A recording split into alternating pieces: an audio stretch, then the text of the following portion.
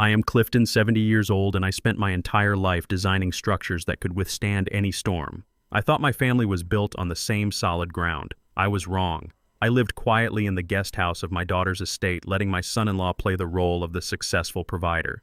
He thought I was just a tired old man living off his charity. Last night, a phone call dragged me to a hospital waiting room. A surgeon handed me an envelope soaked in my son-in-law's blood.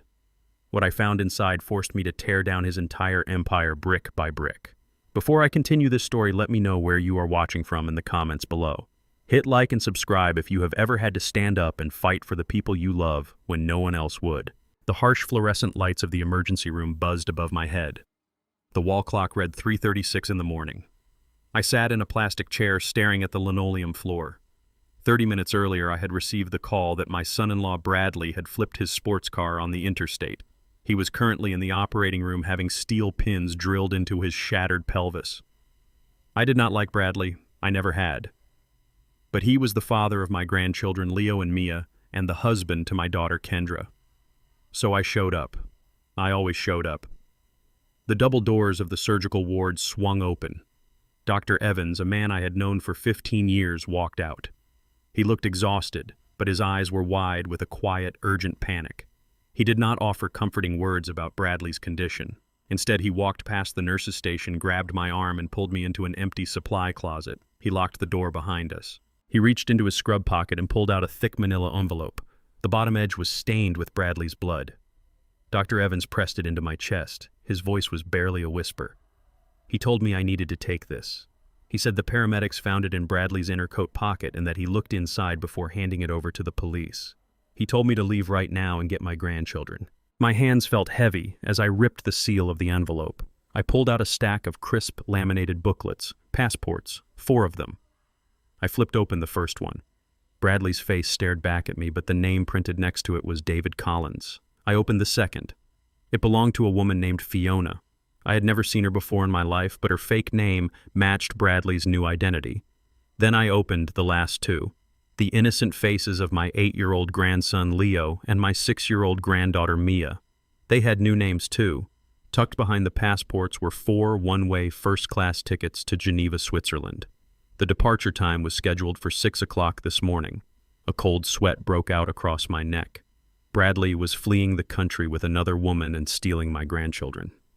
I dug deeper into the envelope and pulled out a folded medical document. It was a private laboratory report completely off the books. The patient name listed was my daughter Kendra. My vision blurred as I read the chemical analysis. The report detailed an alarming concentration of thallium in her bloodstream. Thallium is a highly toxic heavy metal often used in rat poison. It is tasteless, odorless, and slowly shuts down the nervous system over weeks or months, mimicking a natural aggressive illness. The document noted that a fatal dosage would be reached within 48 hours based on the current progression. My knees nearly buckled. Bradley was not just running away, he was murdering my daughter in plain sight. He had been slowly poisoning her food, her coffee, her water. Every time he played the concerned husband, taking her to doctors who could not figure out why her hair was falling out and her limbs were going numb, he was watching her die. He planned to board a plane with his mistress and my grandchildren before Kendra took her final breath, leaving her to die alone in their massive empty house. For 40 years, I worked as a lead structural engineer in Chicago. My entire career was built on calculating stress points, identifying structural flaws, and predicting exactly how and when a massive building would collapse under pressure. I survived in a ruthless industry by seeing the cracks no one else noticed. Bradley always assumed I was just a retired fool, a stubborn old black man who spent his days reading the newspaper in the guest house. He thought my silence was ignorance. He thought my patience was weakness. He never realized that I was always watching, always calculating his weak points. I just never expected his foundation to be built on pure evil. I knew right then that I had to strip away my quiet retirement and become the man I used to be. I shoved the passports and the lab report back into the envelope. My hands were no longer shaking. The shock had burned away, leaving behind a cold, absolute rage. I reached into the very bottom of the envelope to make sure it was empty. My fingers brushed against a small, crumpled piece of yellow notepad paper. I pulled it out and smoothed it flat against the metal shelving of the supply closet. It was a handwritten note. The handwriting was messy, clearly scribbled in a rush by Bradley while he was driving. It was a list of final instructions before his flight. The first line read, "Transfer offshore funds." The second line read, "Pick up Fiona." The third line made my heart stop beating. It read, "Tell the cleanup crew to deal with the old black man in the guest house before 4 in the morning. Make sure it looks like a robbery gone wrong and do not wake the kids." He had ordered a hit on me. He knew I was the only person who would never stop looking for Leo and Mia once he vanished. He needed me dead before his plane took off. He had hired professionals to break into my home and end my life in the dark. I slowly lifted my left arm. The glow from my wristwatch cut through the dim light of the closet. The digital numbers read 3:55. 4 in the morning was exactly 5 minutes away. Kendra, Leo, and Mia were alone in the main house, fast asleep, completely defenseless. The cleanup crew was not just coming for me. They were heading straight into the estate where my family lay vulnerable. I did not say a word to Dr. Evans. I shoved the envelope into my jacket, unlocked the closet door, and sprinted through the emergency room lobby. I burst out the automatic sliding doors into the freezing night air. I had spent my life building structures to protect people. Tonight I was going to tear men apart. My daughter's life and my grandchildren's future depended on what I did in the next 5 minutes. I jumped into my truck, slammed the door shut, and pressed my foot hard on the gas pedal. The truck tires screamed against the wet pavement as I took the final turn toward the estate. My headlights cut through the heavy fog rolling off the lake. I killed the engine and cut the lights a full block away from the main gates. Silence was my only advantage right now. I grabbed the heavy steel flashlight from under the passenger seat, checked its weight in my grip, and slipped out into the freezing night. The gravel crunched softly under my boots as I approached the perimeter wall. Through the wrought iron bars, I saw exactly what I had feared. A matte black van sat idling in the circular driveway. The license plates were removed. The front doors of the estate custom carved mahogany that Bradley loved to brag about to his rich friends stood wide open. A shattered security camera dangled by a single wire above the porch. They were already inside. My heart slammed against my ribs, but my breathing stayed perfectly slow and deliberate. Panic gets you killed. Engineering saves your life. I did not run blindly toward the front doors. I knew the layout of this property better than the architect who drew the blueprints. I skirted the edge of the manicured hedges, staying entirely in the shadows, and moved swiftly toward the disguised storm cellar entrance on the west wing. I lifted the heavy iron grate covering the cellar stairs. It was perfectly oiled and made absolutely no sound. I descended into the total darkness of the basement. Above my head, the heavy thud of combat boots echoed across the marble floors of the main hall. 2 distinct sets of footsteps. They were moving methodically, clearing the ground floor before heading upstairs to where my daughter and grandchildren slept. I moved swiftly past the massive wine cellar and the climate-controlled storage rooms. I reached a blank, unassuming concrete wall at the far end of the basement corridor. I pressed my right thumb against a concealed biometric scanner hidden behind a loose brick. A heavy steel panel slid silently to the side, revealing the central security hub of the estate. The small room hummed with the quiet power of independent backup generators. Multiple monitors glowed in the dark, displaying every angle of the house in crisp, high definition. I looked at the main feed. 2 men dressed in black tactical gear were sweeping the grand foyer with suppressed rifles. They moved like trained professionals, but they were standing directly inside my trap. I sat at the control console and typed a 12-digit override sequence into the primary terminal. A flashing red warning prompt appeared on the screen asking for confirmation. I hit execute. Instantly, a deafening mechanical grind shook the very foundation of the house. 2-inch-thick titanium shutters slammed down over every exterior door and window of the estate. The front entrance, where the 2 assassins were standing, was sealed off by a solid wall of reinforced steel in less than 3 seconds. The interior blast doors dropped heavily from the ceiling, dividing the main hall from the rest of the house. On the monitors, the 2 men whipped around in shock, raising their rifles as the house plunged into absolute lockdown. They rushed the front door, slamming their shoulders against the titanium. It did not budge. They were securely locked inside a reinforced box in the grand foyer, completely cut off from the stairs and my family. 7 years ago, when Bradley bought this property, he complained daily about my constant interference with his contractors. He called me a paranoid old fool who watched too many action movies. He laughed with his wealthy corporate friends about the retired engineer father-in-law who insisted on supervising the pouring of the concrete and the framing of the walls. He did not know I was bribing the foreman to install military-grade steel reinforcements. He did not know I was wiring an independent closed-circuit lockdown system completely separate from his flashy commercial alarms. I built this house to be an impenetrable fortress to protect my daughter from the outside world. Tonight, that exact fortress was protecting her from the man who paid the mortgage. I left the security hub and bolted up the hidden maintenance staircase that led directly to the second-floor family wing. My legs burned with the severe effort, but pure adrenaline pushed me forward. I burst into the master bedroom. The massive king-sized bed was a tangled mess of silk sheets. I found my daughter Kendra collapsed on the hardwood floor near the bathroom door. I dropped to my knees and rolled her onto her back. Her skin was a terrifying shade of gray. A thick white foam bubbled at the corners of her mouth. Her breathing was horribly shallow, sounding like little more than a ragged gasp. The thallium. The poison Bradley had been feeding her was reaching its critical mass, accelerated by whatever concentrated dose he had given her before he left for the night. I checked her pulse. It was erratic, skipping beats dangerously and fading fast. She was completely unresponsive. I slapped her cheek lightly, calling her name with forced calmness. Nothing. She was slipping away right in front of me, her body shutting down organ by organ. I scooped her up in my arms, feeling the terrifying drop in her body temperature.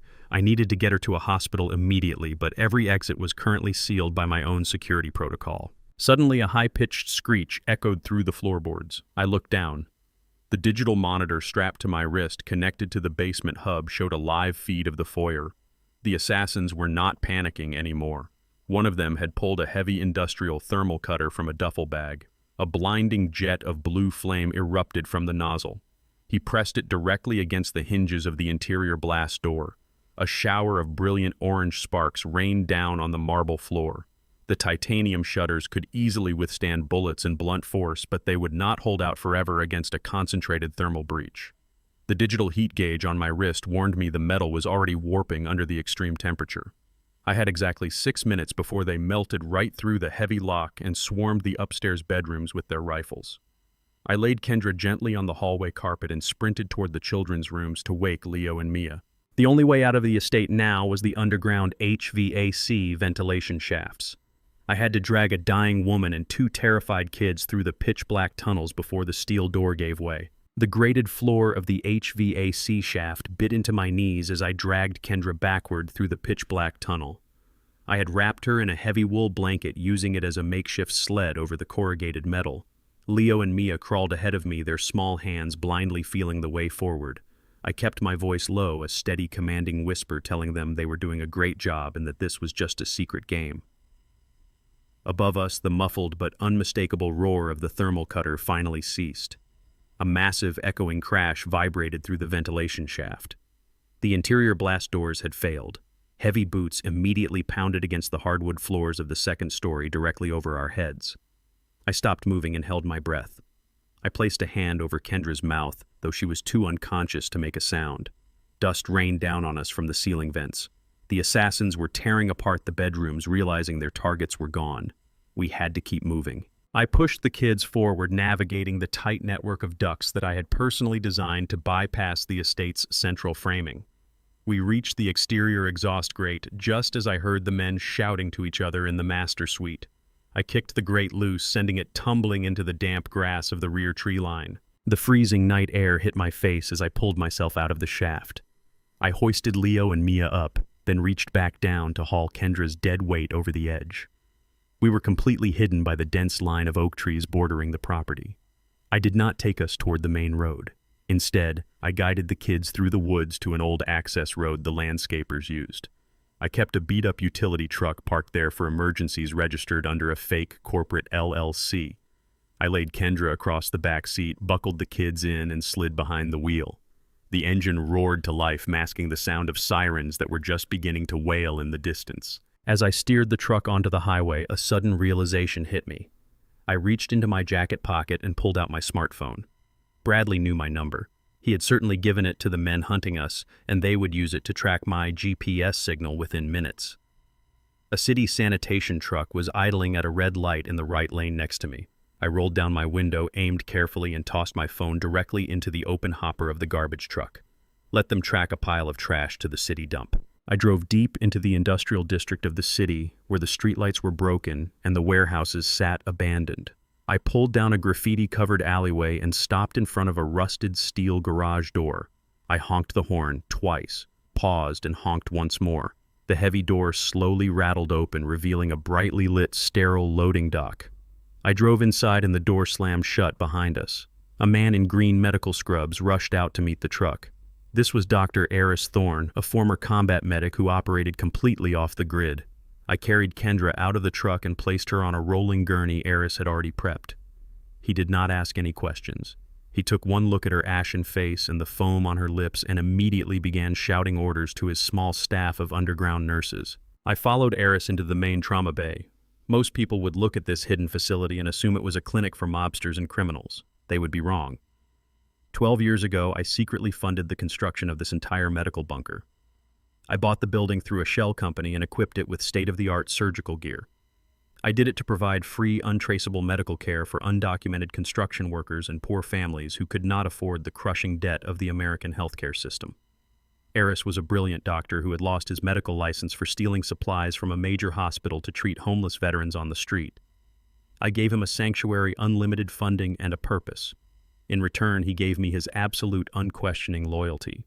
He owed me his life, and tonight I was calling in that debt to save my daughter. Eris hooked Kendra to a series of monitors and started a massive intravenous flush. He drew a vial of her blood and ran it through a rapid toxicology centrifuge located in the corner of the room. I stood in the doorway watching Leo and Mia finally fall asleep on a leather sofa in the waiting area. After what felt like an eternity, the erratic beeping of Kendra's heart monitor settled into a steady rhythmic pulse. The color slowly began to return to her cheeks. Eris wiped the sweat from his forehead and walked over to me. He held up a printed strip of paper from the blood analyzer.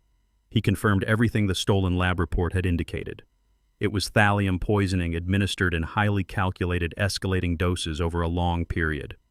He told me that if I had brought her in an hour later, her central nervous system would have completely collapsed. She was going to survive, but she would need days of intensive chelation therapy to strip the heavy metals from her organs. I let out a breath I felt like I had been holding for 40 years.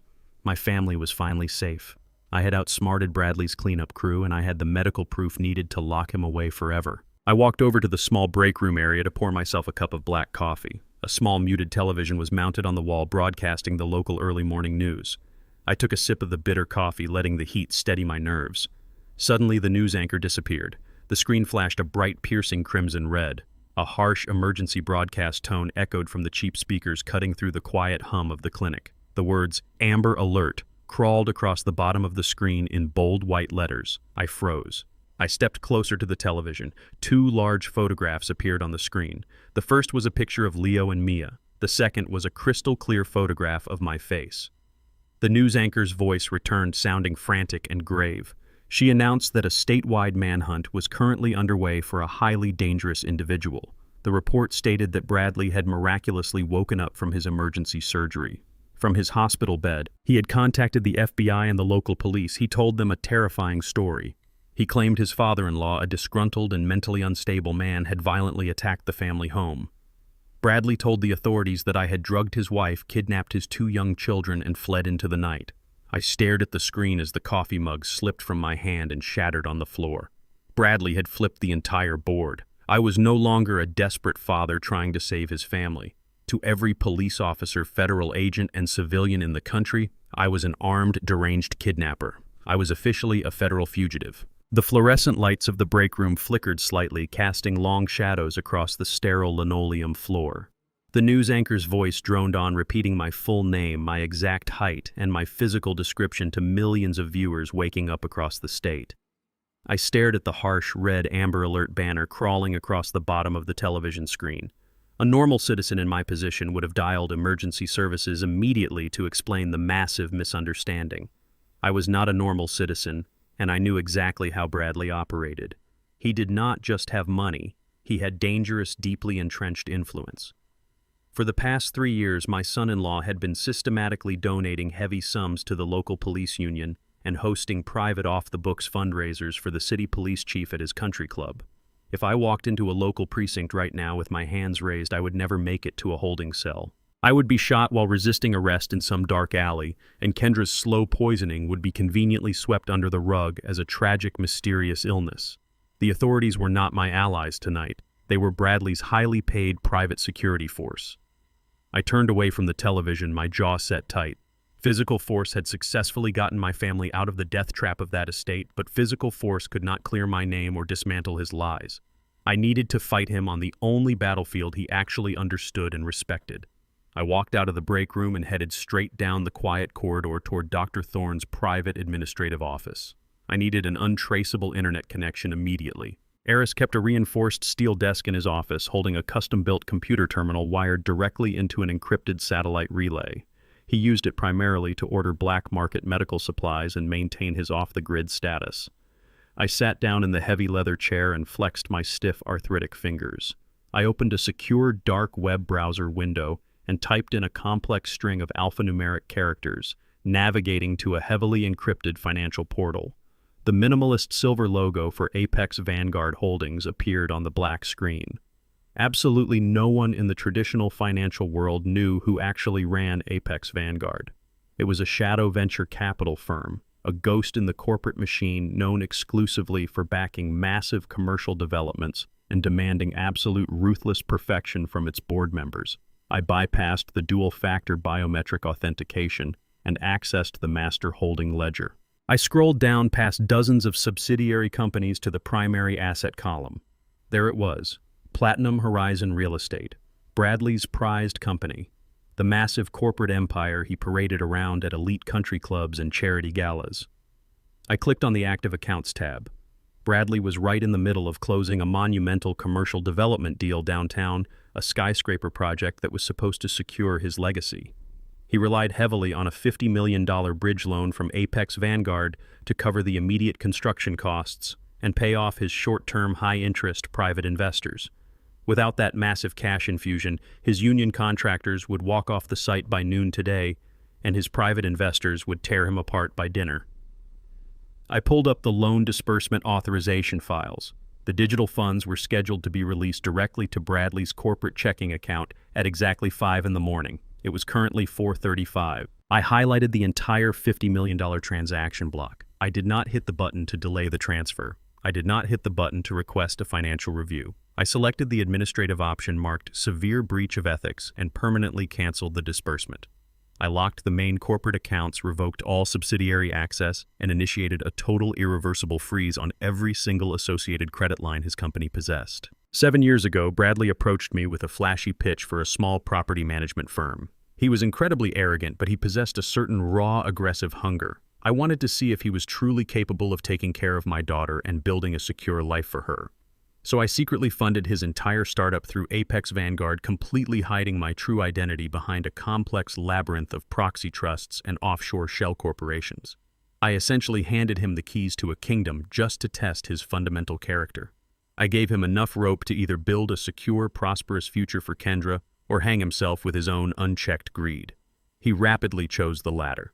He built his massive wealth entirely on my invisible foundation, all while treating me like a useless, ignorant burden in my own daughter's home. He genuinely believed he was a brilliant, self-made titan of industry. He was about to find out he was nothing but a temporary tenant in my world. I sat back in the heavy leather chair and watched the computer screen refresh.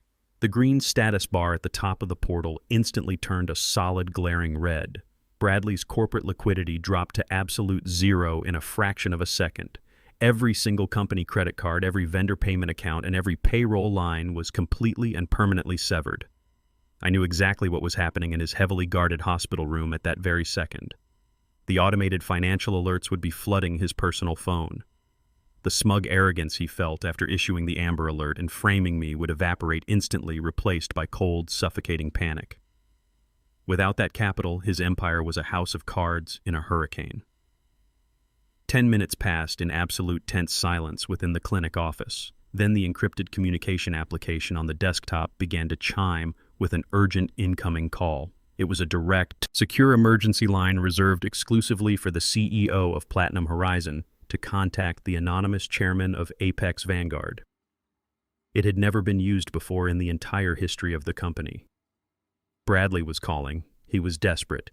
He needed a He needed the man he thought was his shadowy billionaire benefactor to fix this impossible banking error before the sun came up and the markets opened. I reached forward and clicked the green icon to open the audio channel. I did not engage the voice masking software I typically utilized for remote board meetings. I leaned close to the sensitive microphone. The line cracked with a brief burst of static, and then Bradley's frantic, trembling voice filled the quiet room. He was breathing heavily, the sharp pain from his shattered pelvis evident in his panicked, high-pitched tone. He pleaded with the chairman, rambling fast about a catastrophic system glitch and begging for the $50 million to be manually pushed through before his investors noticed. He swore his company was perfectly solvent and that he just needed this one monumental favor to survive the week. I let him speak for a full 30 seconds, coldly absorbing his pathetic, groveling desperation. Then I spoke. I kept my voice entirely calm, entirely natural, using the exact same tone I used when I asked him to pass the salt at Sunday dinner. I told him there was no system glitch. The line went completely, terrifyingly silent. I could clearly hear the rhythmic, elevated beeping of his hospital heart monitor picking up speed through the speakers. I told him the funds were gone, the company was mine, and he was completely ruined. The silence over the encrypted audio channel was absolute, broken only by the frantic, rapid beeping of Bradley's heart monitor in his hospital room. I could almost hear the gears grinding in his head as the horrific truth set in. The useless old black man he had mocked, the man he had ordered to be murdered in the dark, was the invisible architect of his entire existence. Bradley let out a guttural, terrifying scream of pure rage before the connection violently severed. He had smashed his phone. I knew exactly what his next move would be. The corrupt local police he had bought were too slow, too bureaucratic to hunt me down before I destroyed him completely. He needed raw, immediate violence. Through my access to his corporate communications, I watched a secondary burner phone activate. He was dialing a number I recognized from my audits of his shady construction sites. It belonged to a brutal local street syndicate, men who operated entirely outside the law and specialized in violent problem solving. Bradley was putting a massive, desperate bounty on my head. He needed me dead before the sun came up, not just to steal my grandchildren, but to reclaim his frozen empire. I had to stay one step ahead of the killers he was unleashing. I turned back to the secure computer terminal in Dr. Thorne's office. If Bradley was unleashing the underworld, I needed the ultimate leverage to crush him. I pulled up the routing numbers associated with the offshore bank accounts he had tried to access. The digital trail was sloppy, built by a man who thought he was invincible. I traced the outgoing wire transfers directly to a private aviation terminal at the city's international airport. The flight manifest confirmed what the blood-stained envelope had already told me. Flight 409 to Geneva, Switzerland. Departure time was 6 in the morning. I checked the live passenger check-in log. Fiona, his mistress, was already there. She was sitting in the VIP departure lounge, sipping champagne, completely unaware that her wealthy lover was lying in a hospital bed with a shattered pelvis and a frozen bank account. She also had no idea that the 2 children she was supposed to help kidnap were safely sleeping miles away. I stood up from the desk, thanked Eris for saving my daughter, and told him to lock the clinic doors down tight. I grabbed the keys to the utility truck and drove straight toward the airport. The private aviation terminal was isolated from the main commercial hub, catering strictly to the ultra-wealthy. I parked the truck in a dark corner of the service lot and pulled a high-visibility maintenance vest from behind the passenger seat. I slipped it over my jacket, grabbed a clipboard from the dashboard, and walked confidently through the rear employee entrance. People see the uniform, never the man. I bypassed 2 security checkpoints with a simple nod to the guards and made my way up the carpeted stairs to the VIP lounge. The room was mostly empty at this hour, dimly lit with soft amber lights and quiet jazz music playing from hidden speakers. I spotted her immediately. Fiona was sitting in a velvet armchair near the massive glass windows overlooking the tarmac. She wore an expensive silk trench coat and was frantically checking her diamond-studded watch. She was nervous. Bradley was late. I walked across the plush carpet, pulled out a chair directly across from her, and sat down. She looked up, annoyance flashing across her face before recognition set in. She had seen me at Bradley's lavish parties, standing quietly in the corner. She opened her mouth to speak, likely to order me away like the hired help, but the cold, dead look in my eyes stopped the words in her throat. I did not survive the brutal, unforgiving world of corporate America by asking for permission to speak. I grew up with nothing fighting for scraps in neighborhoods where weakness meant death. When I finally broke into the elite boardrooms, I faced men in tailored suits who smiled to my face and tried to destroy me behind closed doors because of the color of my skin. I learned to be 10 times sharper, 100 times more ruthless, and absolutely merciless when crossed. I brought that same calculating brutality to this table. Fiona tried to stand up, her voice trembling as she asked what the hell I was doing here and where Bradley was. I did not answer her. Instead, I reached into my jacket and pulled out a freshly printed document I had generated from the venture capital database. I slammed it down onto the glass table between us. I told her to look at the signature on the bottom line. She hesitated, then leaned forward, her eyes scanning the heavy legal text. It was a private loan agreement with the street syndicate Bradley had just contacted from his hospital bed. The principal amount was $10 million. But Bradley had not used his own name or his own company assets as collateral. He had used hers. He had forged her signature, binding her entirely to the most dangerous men in the city. I leaned forward and kept my voice dangerously low. I explained that Bradley's accounts were permanently frozen. He had absolutely no money to pay back the syndicate.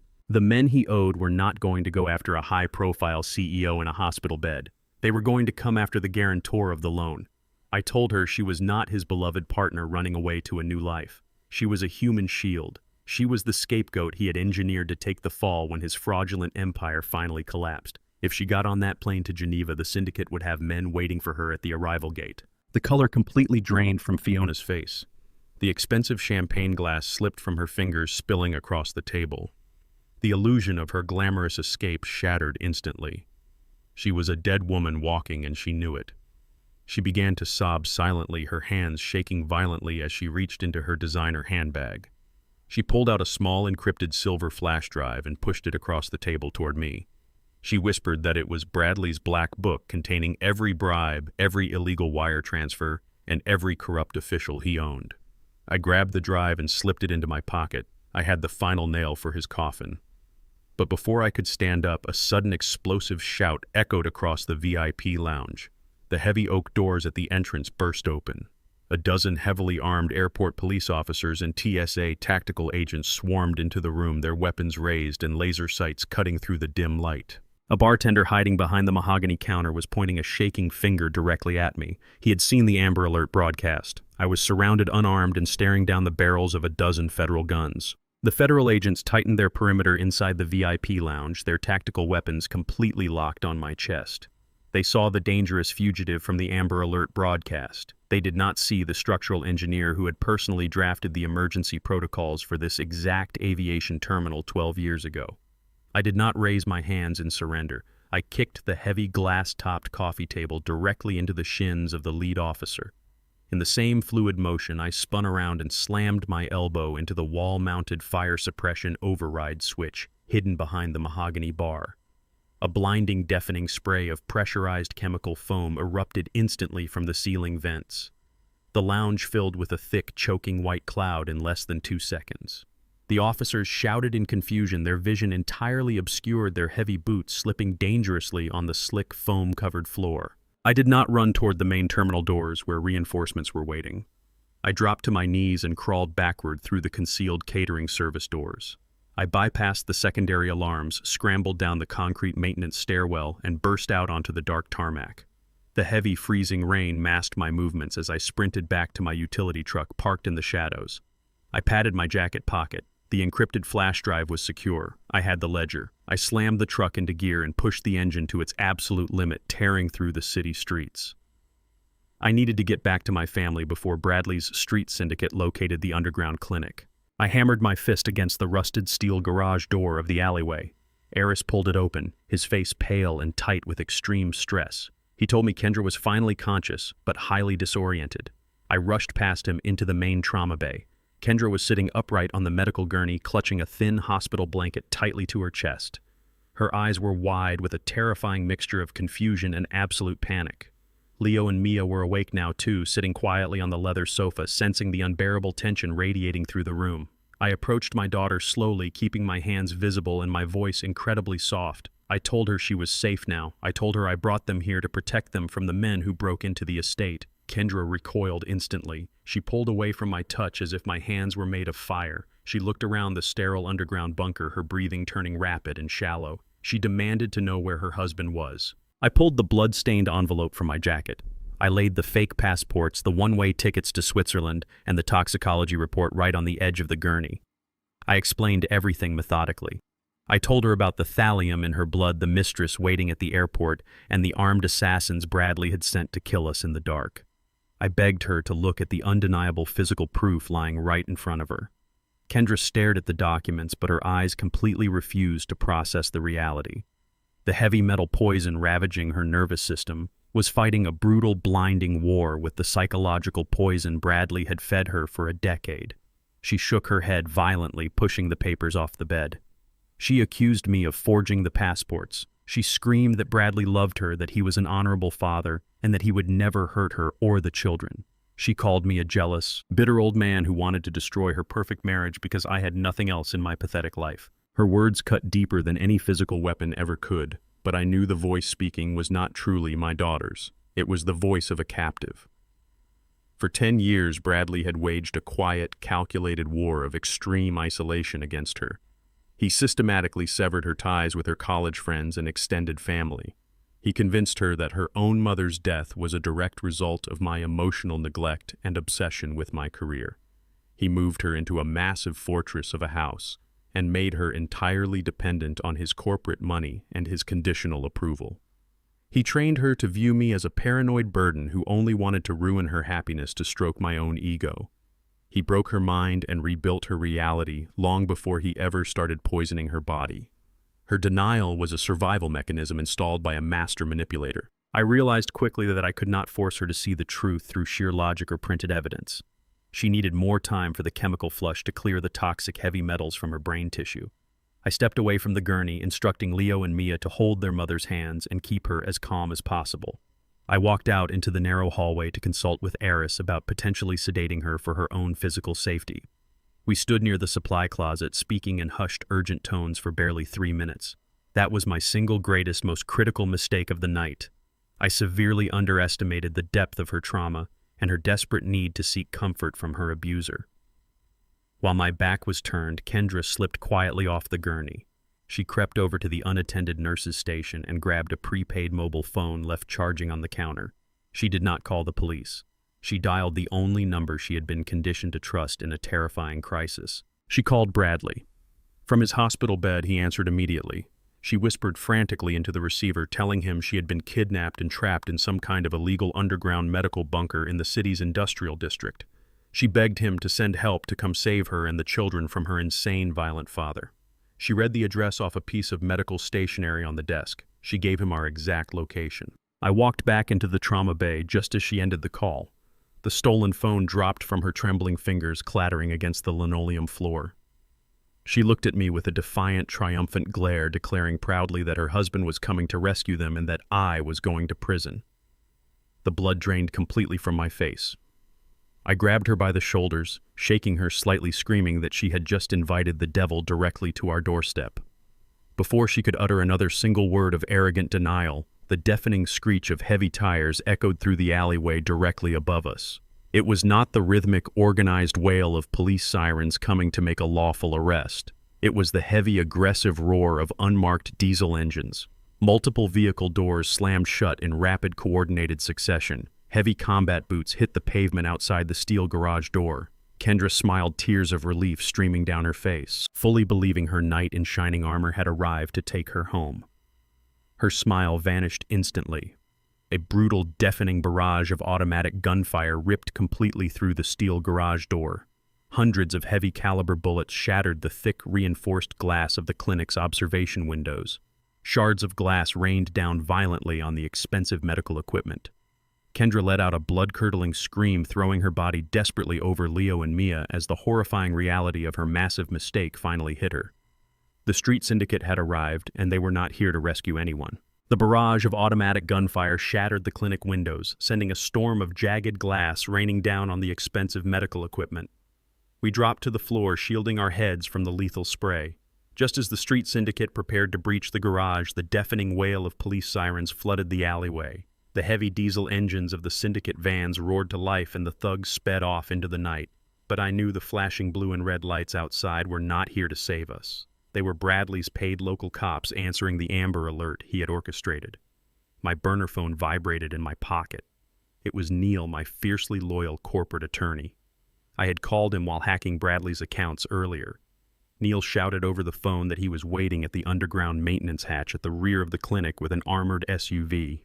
I grabbed Kendra by the shoulders. She was trembling uncontrollably, finally understanding the horrifying reality of her husband's actions.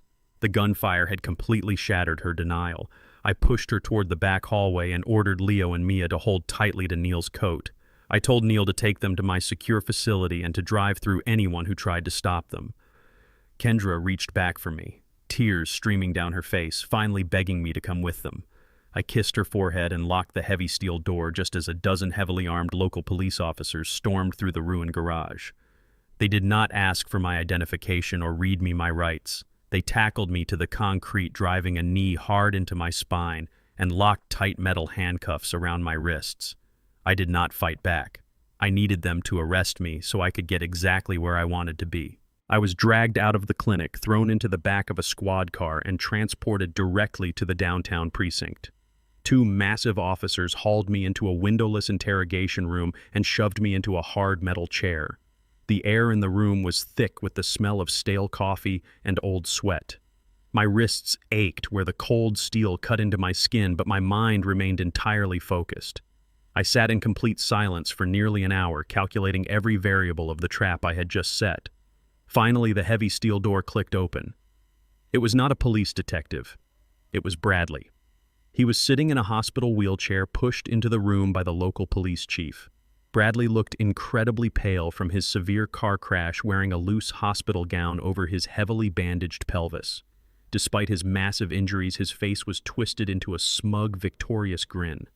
The police chief, a corrupt man whose pockets had been lined with Bradley's dirty money for years, walked casually over to the corner of the room.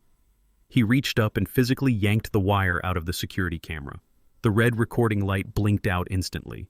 We were entirely off the record. Bradley wheeled himself up to the edge of the metal table, his breathing heavy and reeking of narcotic painkillers. He leaned forward and told me my pathetic rescue mission was over.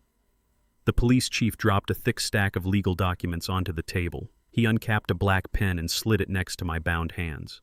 Bradley carefully laid out the terms of my immediate surrender. He demanded I sign over my absolute controlling shares of Apex Vanguard and transfer the deed of the family estate directly into his name. If I complied, he promised to let me rot in a maximum security federal prison. If I refused, he instructed the police chief to shoot me right in this chair and claim I violently resisted an official interrogation. Bradley let out a cruel, echoing laugh that bounced off the concrete walls. He looked at me with pure, unadulterated contempt. He told me I was always just an arrogant old black man who got incredibly lucky with a few investments. He firmly believed that men like me do not get to defeat men like him. He told me the world was specifically built to protect wealth and privilege, the exact kind of privilege he was born into and the kind I had spent 70 grueling years fighting just to stand next to. He mocked my lifelong career in engineering, proudly stating that my blueprints and calculations could never stop the raw, brutal power of real authority. He genuinely believed that my advanced age made me weak, and my race made me completely invisible to the justice system. He thought he had systematically stripped me of all my influence, my family, and my dignity. I looked down at the threatening legal transfer documents. I did not touch the pen. I slowly raised my head, staring directly into Bradley's arrogant eyes. A cold, terrifying smile spread across my face. I told him he was absolutely right about one thing. The world does protect massive wealth and authority. But he had completely misunderstood who actually held the real authority in this city. I shifted my weight in the uncomfortable chair, reached awkwardly into the torn inner pocket of my jacket with my cuffed hands, and pulled out a small silver object. I tossed it onto the center of the metal table. It hit the steel surface with a sharp, undeniable clink. It was a duplicate copy of Fiona's encrypted flash drive. Bradley's eyes locked onto the silver drive, and the smug grin vanished from his face in a fraction of a second. I leaned forward and told him that drive contained every single offshore wire transfer, every illegal mob loan, and every cash bribe he ever handed to the corrupt police chief standing right behind him. I told Bradley I did not come to the precinct to surrender my empire. I came here to trap the two of them in the exact same room. The police chief instantly recognized the catastrophic danger He reached down for his service weapon, realizing his entire career, his pension, and his freedom were sitting on that metal table. Before his hand could even unsnap the leather holster, the interrogation room door violently exploded inward. The heavy steel frame bent completely off its concrete hinges. It was not the local precinct officers rushing to help their boss. A massive tactical team wearing dark windbreakers with the letters FBI printed in bold yellow stormed into the tiny room. It was the Federal Financial Crimes Unit. I had securely sent Neil a digital copy of the Black Book over an hour ago, instructing him to forward it directly to the Federal Director of Intelligence. The FBI agents swarmed the corrupt police chief, disarming him instantly and slamming his face hard against the concrete wall. They slapped heavy federal handcuffs on his wrists, shouting his Miranda rights over the deafening chaos. In the absolute panics of the federal raid, Bradley realized his entire fake world had just collapsed permanently. He spun his wheelchair around rapidly, using the physical bulk of the arrested police chief as a human shield against the federal agents. He shoved his chair violently through the shattered doorway, scrambling desperately down the crowded precinct hallway. The agents were too busy securing the armed police chief to catch him in the initial breach. Bradley managed to roll out into the dark streets, escaping the precinct as a hunted, desperate fugitive with absolutely nothing left to his name. The federal agents uncuffed my wrists the moment they verified my identity and secured the corrupt police chief. The Amber Alert was pulled down across all broadcasting networks within minutes. The kidnapping charges evaporated into thin air. I walked out of the downtown precinct as a completely free man, but I felt absolutely no sense of victory. The war was far from over. Bradley had somehow slipped through the chaotic federal raid. He used his vast web of shell companies to immediately hire a private tactical evacuation team, vanishing from the precinct alleyway before the FBI could fully lock down the perimeter. He knew federal financial indictments take weeks to process, but family court moves with brutal, terrifying speed. By sunrise, his army of corporate lawyers had already launched a massive counterattack. They filed an emergency ex parte injunction in the highest family court district for full, immediate, and sole custody of Leo and Mia. Bradley was fighting like a cornered animal. He knew that whoever controlled the children controlled the narrative and, more importantly, controlled Kendra. The courtroom was freezing, paneled in dark, imposing oak that felt more like a tomb than a hall of justice. Bradley sat at the petitioner's table, flanked by 5 of the most expensive and ruthless litigators on the East Coast. He was still bound to his hospital wheelchair, wearing a tailored charcoal suit draped loosely over his surgical bandages. He played the role of the battered, heartbroken father to absolute perfection. His lead attorney, a slick man with a shark-like grin, stood before the judge. He projected a series of highly detailed, completely falsified psychiatric evaluations onto the large courtroom monitors. The forged documents claimed my daughter Kendra suffered from severe paranoid schizophrenia and violent delusions. They twisted the horrific events of the underground clinic, painting Kendra as a deeply disturbed woman who had dragged her innocent children into a filthy, illegal medical bunker under the insane delusion that her loving husband was poisoning her. The attorney paced the floor, his voice dripping with fake manufactured sympathy. He argued aggressively that Kendra was an immediate lethal danger to her own children and had to be institutionalized. When my lawyer attempted to submit the rapid blood analysis from Dr. Thorne, the test clearly showing the lethal heavy metal thallium in Kendra's system, Bradley's team instantly filed a motion to strike. They aggressively pointed out that Dr. Thorne operated an unlicensed off-the-grid facility and had been stripped of his medical license years ago. They called the blood tests fabricated garbage engineered by a vindictive, controlling father-in-law who had kidnapped the family. Kendra sat next to me, her hands trembling violently under the heavy mahogany table. The heavy metal chemical flush had saved her life, but she was still physically weak. The sheer scale of her husband's cruelty, combined with his ability to instantly manipulate the justice system, was crushing her spirit all over again. I placed my hand firmly over hers, silently promising her that this nightmare would end today. On my left sat Neil, my personal corporate attorney. Neil did not look intimidated by the wall of million-dollar lawyers sitting across the aisle. He looked like a hungry wolf staring at a cage full of sheep. 25 years ago, Neil was a brilliant young public defender who had been maliciously framed for witness tampering by a corrupt corporate firm trying to bury a class-action lawsuit. His career and his life were effectively over. I was the only man in the city who stepped in, used my quiet financial influence, and utterly dismantled the firm that tried to destroy him. I gave Neil a second life in the legal world. In return, he gave me a lifetime of absolute lethal loyalty. He had been waiting his entire career to tear apart an arrogant man exactly like Bradley. But the battle in this specific room was heavily rigged from the start. The presiding judge, a stern man with cold eyes, kept shooting sympathetic glances toward Bradley's table. Every single objection Neil raised was immediately and harshly overruled. Every piece of contextual evidence we tried to provide about Bradley's frozen bank accounts and his mistress at the airport was aggressively shut down as irrelevant to the immediate custody dispute. It became horrifyingly obvious that Bradley's syndicate connections extended directly to the judge's bench. The offshore accounts I had frozen the night before were not just for funding construction loans. They were the slush funds used to buy powerful men exactly like this judge. The judge adjusted his heavy black robes, leaned forward, and declared that he had heard enough testimony for a temporary ruling. He stated coldly that for the immediate physical safety and psychological well-being of the minors, he was granting temporary sole custody to the father pending a full-state psychological evaluation of the mother. He picked up his heavy wooden gavel. Kendra let out a shattered, breathless sob, burying her face in her hands. Bradley smirked. A look of pure, unadulterated evil flashed across his face as he looked directly at me.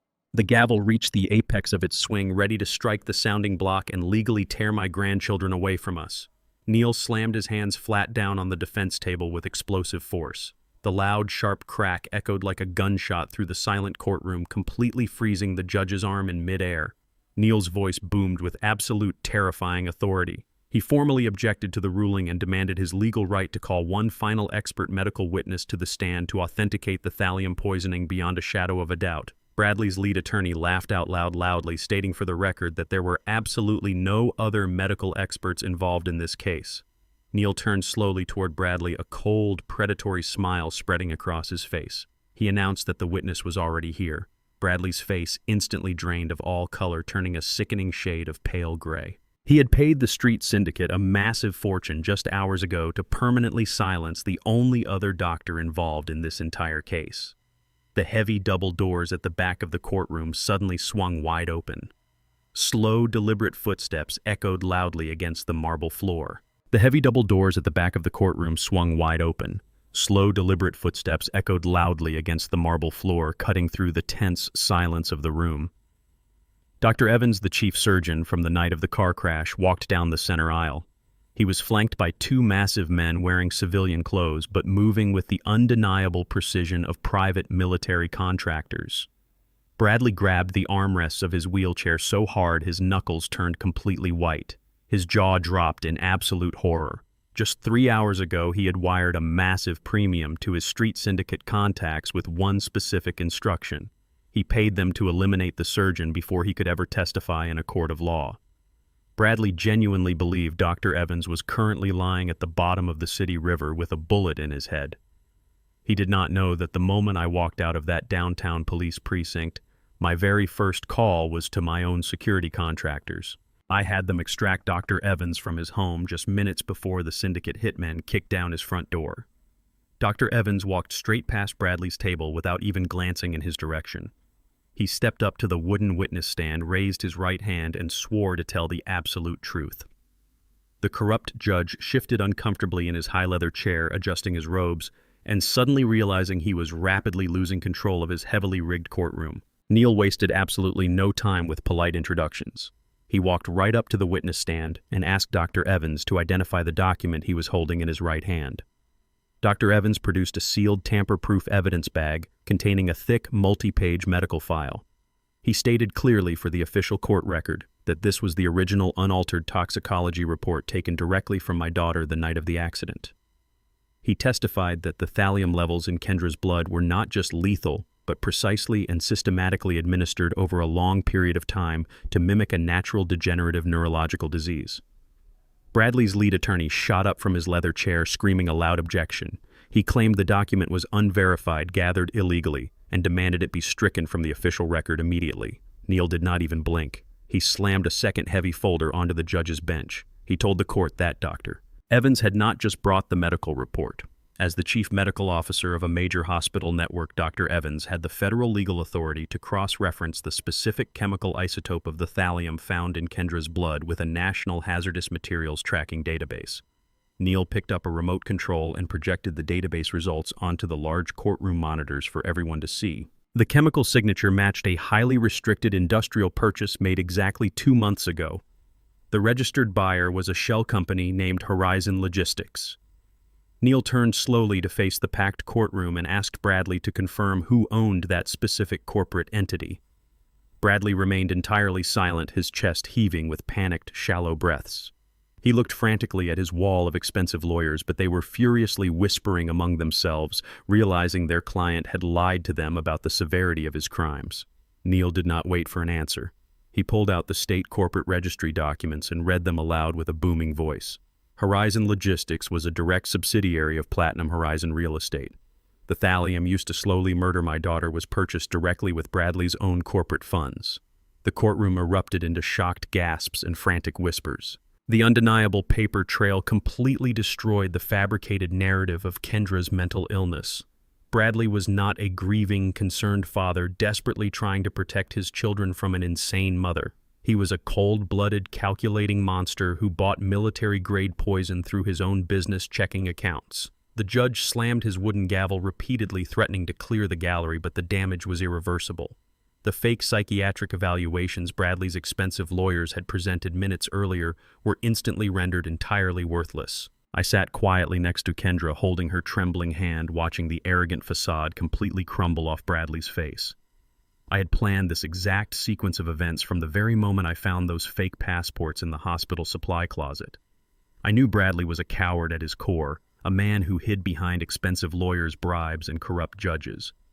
I knew he would try to weaponize the legal system to steal my grandchildren and lock my daughter away in an institution where she could never speak against him. He viewed the law as a convenient tool for the wealthy to crush the weak without ever getting their own hands dirty. But I spent my entire career building massive structures designed to withstand incredible external pressure. I learned to let the pressure build to its absolute breaking point before releasing it. I let him build his aggressive, fraudulent legal case. I let him perfectly position all his expensive lies in a public forum, just so I could detonate the foundation out from under him where he could not possibly hide the fallout. Bradley suddenly jumped up from his wheelchair, completely ignoring the agonizing pain radiating from his shattered pelvis. He pointed a violently shaking finger at Neil and began screaming at the top of his lungs. He shouted that he had absolutely no idea what Horizon Logistics was purchasing. He claimed that as the CEO of a massive empire, he delegated all subsidiary acquisitions to his executive team. He desperately threw his final defensive card onto the table, screaming that the logistics company was managed entirely by his vice president of operations. He claimed he was being framed by his own ungrateful staff to orchestrate a hostile corporate takeover. Neil smiled a terrifying, razor-sharp smile. He calmly told Bradley he was incredibly glad he brought up the actions of his executive team. Neil looked toward the back of the courtroom and announced that he was calling his final witness to the stand. The heavy double doors opened once again.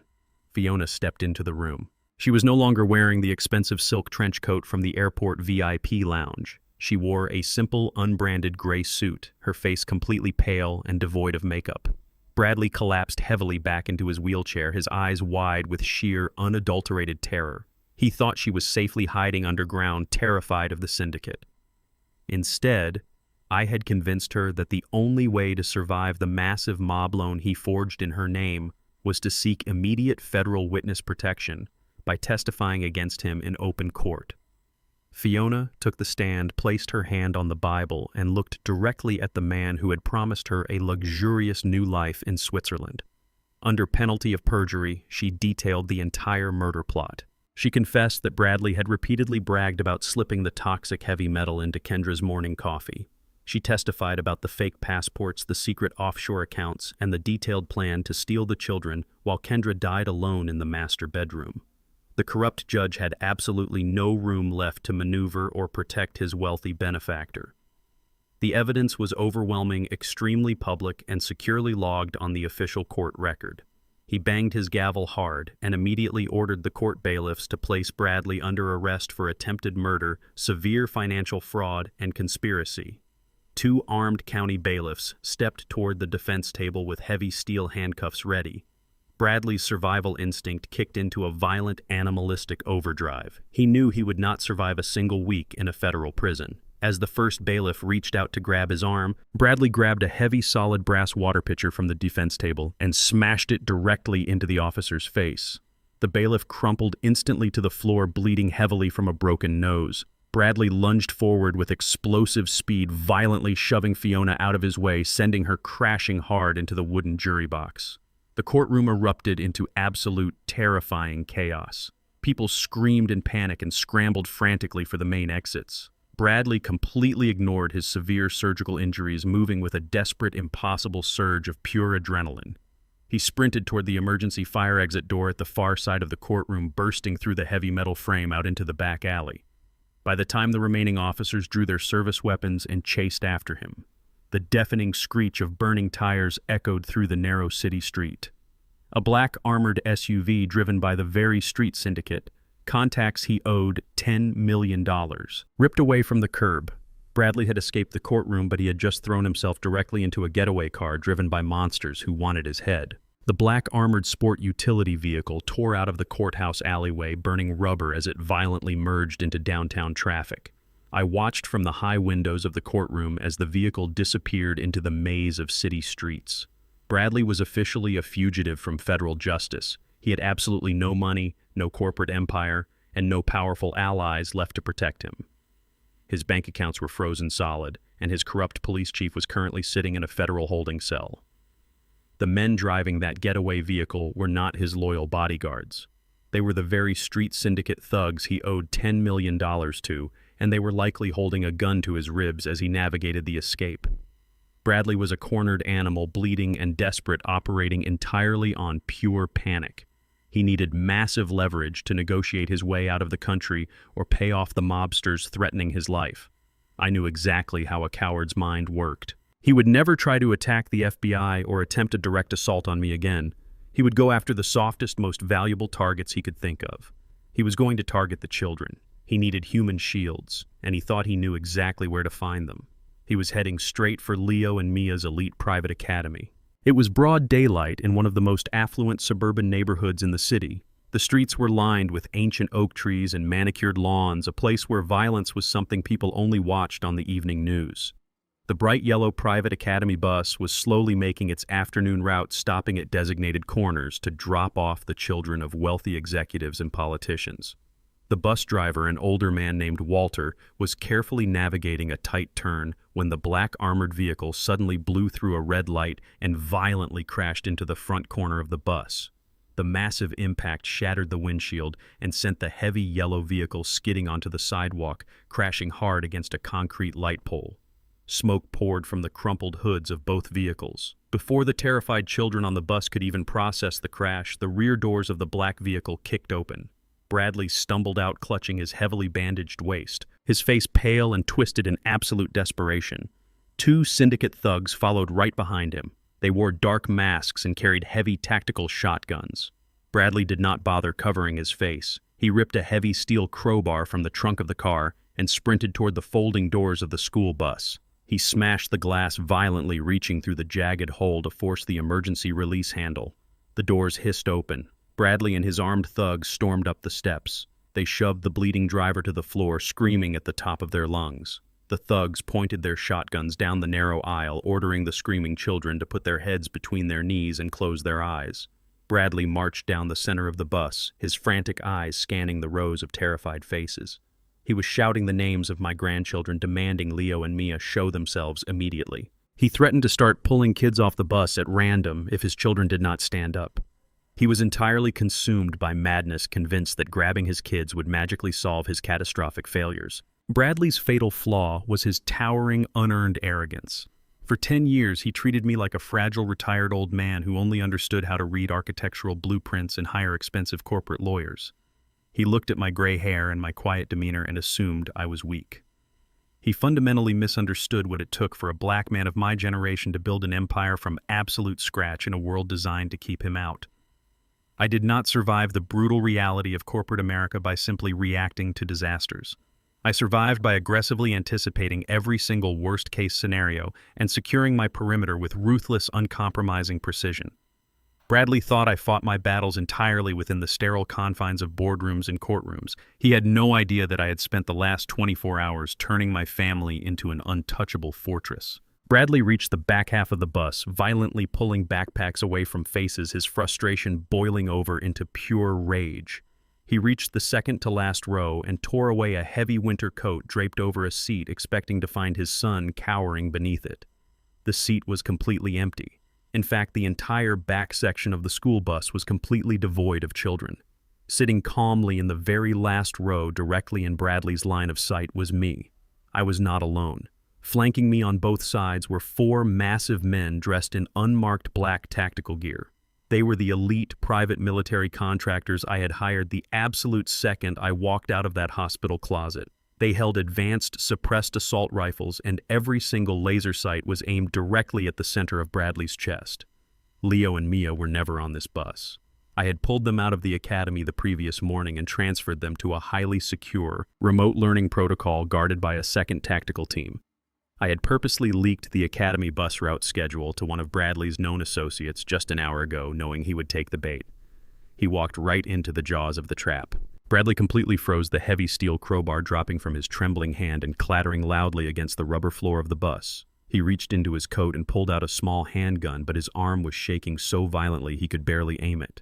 The 2 syndicate thugs standing behind him instantly lowered their shotguns and began backing away toward the front of the bus.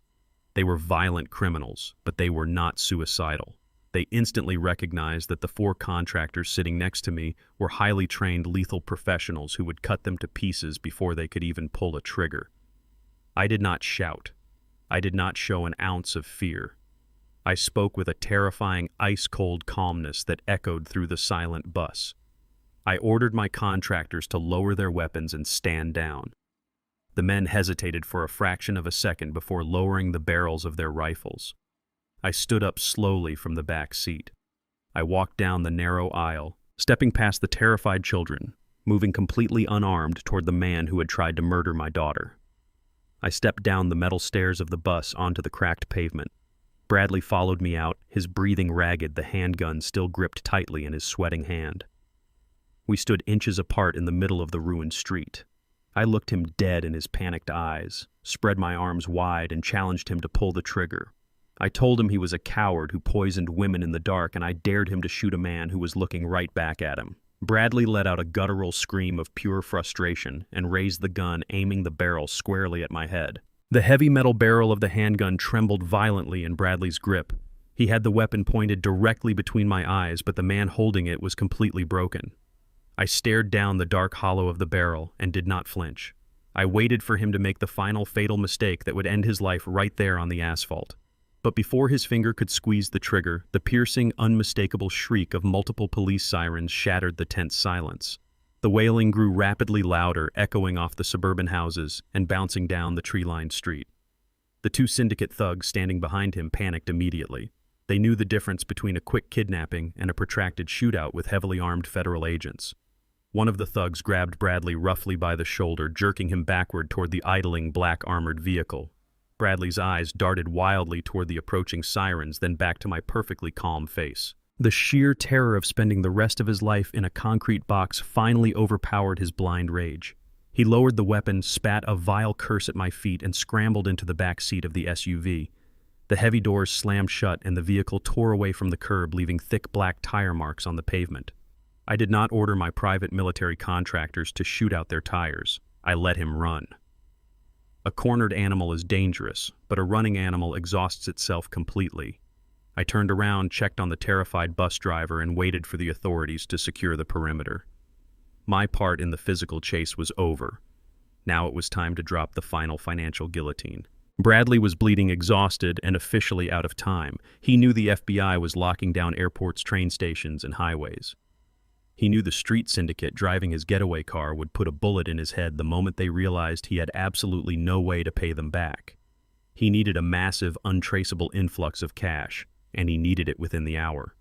Driven by pure, unadulterated desperation, he directed the thugs to drive him straight into the heart of the downtown financial district. He was going to play his final, most desperate card.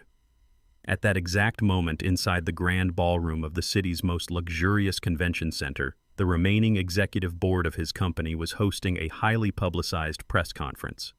They were desperately trying to calm a room full of furious foreign investors who had seen the morning news about the frozen accounts. Bradley crashed through the service doors of the ballroom like a madman. He shoved past the bewildered hotel security guards and marched directly onto the brightly lit stage. The room full of wealthy international real estate developers gasped in collective shock. Bradley looked like a monster. His tailored suit was torn and stained with his own blood, his face was bruised, and he was sweating profusely. But he grabbed the microphone from his stunned vice president and began to speak with the manic, terrifying energy of a drowning man. He stared directly into the bank of television cameras broadcasting the event live to financial networks across the globe. He lied through his teeth. He confidently declared that the federal warrants and the frozen accounts were nothing but a massive illegal smear campaign orchestrated by jealous corporate rivals. He swore to the investors that his flagship project, the Central Tower, was perfectly secure and moving into the final phase of construction. He begged the room to ignore the fake news and wire their next round of multi-million-dollar investments directly into a new emergency offshore holding account he had just established. He promised them double returns if they transferred the money right that very second. It was a pathetic, sweaty display of absolute fraud. The Central Tower was Bradley's ultimate crown jewel. It was a 100-story monument to his own towering ego erected right in the absolute center of the city's most expensive commercial district. For the past 3 years, he had bragged relentlessly at every country club and dinner party about how he had brilliantly outsmarted the city zoning board. He proudly told anyone who would listen that he had purchased that massive plot of downtown land for absolute pennies on the dollar from a bankrupt, desperate holding company. He built his entire public reputation as a real estate prodigy on that single incredible land acquisition. He genuinely thought he was a visionary genius who saw an opportunity everyone else had missed. He never once realized that he only won that bid because I quietly allowed him to. Bradley was in the middle of screaming at a skeptical Japanese investor when the heavy oak doors at the back of the grand ballroom swung open. I walked into the room. I was not wearing a maintenance uniform or a dark jacket. I wore a perfectly tailored three-piece suit projecting the absolute authority I had earned over a lifetime of hard work. I was not alone. A dozen heavily armed FBI agents in tactical gear marched in tight formation right behind me, securing every single exit in the massive room. The entire ballroom fell dead silent. The only sound was the clicking of press cameras capturing the moment. Bradley froze on the stage, the microphone slipping slightly in his sweaty grip. He frantically screamed for the hotel security to throw me out, demanding they arrest the crazy old man who was ruining his event. Not a single person moved. I walked straight down the center aisle, climbed the short stairs to the stage, and stood directly next to him. I did not look at him. I looked out at the sea of wealthy investors. I reached into my coat pocket, pulled out a secure digital tablet, and plugged a cable directly into the podium's audio-visual system. The massive 100-foot projection screen behind us flickered to life. It did not show Bradley's fake financial ledgers or his flashy architectural renders.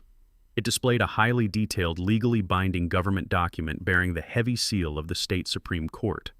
It was the original unalterable land deed for the exact plot of earth the Central Tower was currently being built upon. I grabbed the microphone from Bradley's paralyzed hand. I announced to the entire room that the bankrupt holding company Bradley bought the land from never actually owned it. They merely held a short-term, highly restricted lease. The actual permanent deed to the land belonged to the Vanguard Ecological Trust. I pointed to the bottom of the massive screen, highlighting the sole trustee and legal owner of the land. My name was printed there in bold, undeniable black ink. I turned to Bradley and told him loudly enough for the global broadcast to catch every word that he had just spent 3 years and $1 billion building a skyscraper on stolen ground. The grand ballroom erupted into absolute deafening chaos. The foreign investors leapt out of their chairs, shouting angrily in a dozen different languages. Cell phones were ripped out of pockets as men frantically dialed their banks to cancel any pending wire transfers. On the live digital stock ticker suspended above the stage, the stock price for Platinum Horizon Real Estate went into a catastrophic vertical freefall. It dropped 50 points, then 80, then completely bottomed out. The stock hit absolute zero. The company was officially undeniably dead. Bradley collapsed to his knees right there on the stage, clutching his head as his entire universe shattered into dust. He had no company, no money, and no tower. But the true horror of his situation was happening miles away. Across the city, sitting in a dark, smoke-filled room, the leaders of the street syndicate were watching the live financial broadcast. They watched the collateral for their $10 million loan evaporate into thin air. A cheap burner phone vibrated violently in Bradley's blood-stained coat pocket. He pulled it out with trembling hands and pressed it to his ear. The voice on the other end was cold, raspy, and entirely devoid of mercy. The syndicate boss informed him that the grace period was officially over. He told Bradley he had exactly 12 hours to deliver $10 million in physical cash, or they would start cutting him into pieces while he was still breathing. I watched the live broadcast of Bradley's empire collapsing from the back of the convention center. As the federal agents moved to secure the stage, Bradley slipped through the service corridors like a cornered rat. He was officially a ghost in a city he used to own. The FBI had frozen his accounts, revoked his passports, and plastered his face across every major news network. But the law was the absolute least of his immediate problems. The street syndicate had given him exactly 12 hours to produce $10 million in physical cash. Bradley had absolutely no allies left, no corporate lawyers to hide behind, and no police chief to bribe. But he had one final desperate safety net. I knew his mind better than he did. I knew he was heading straight back to the scene of his crimes. He needed to return to the massive estate he had violently fled just hours earlier. Hidden deep beneath the master bedroom floorboards was a custom floor safe. Inside that secure vault sat $5 million in flawless, completely untraceable diamonds. It was enough concentrated wealth to buy a new identity on the black market and vanish across the southern border before the syndicate could catch him. He abandoned the stolen getaway vehicle blocks away and approached the property on foot, creeping through the dense suburban woods like a hunted animal. The estate was entirely dark, temporarily abandoned after the chaotic events of the morning. Yellow police tape cordoned off the shattered front doors, but the local precinct had not yet posted a permanent guard. Bradley slipped under the plastic tape. His expensive tailored suit ruined his surgical wounds, bleeding fresh through his heavy hospital bandages.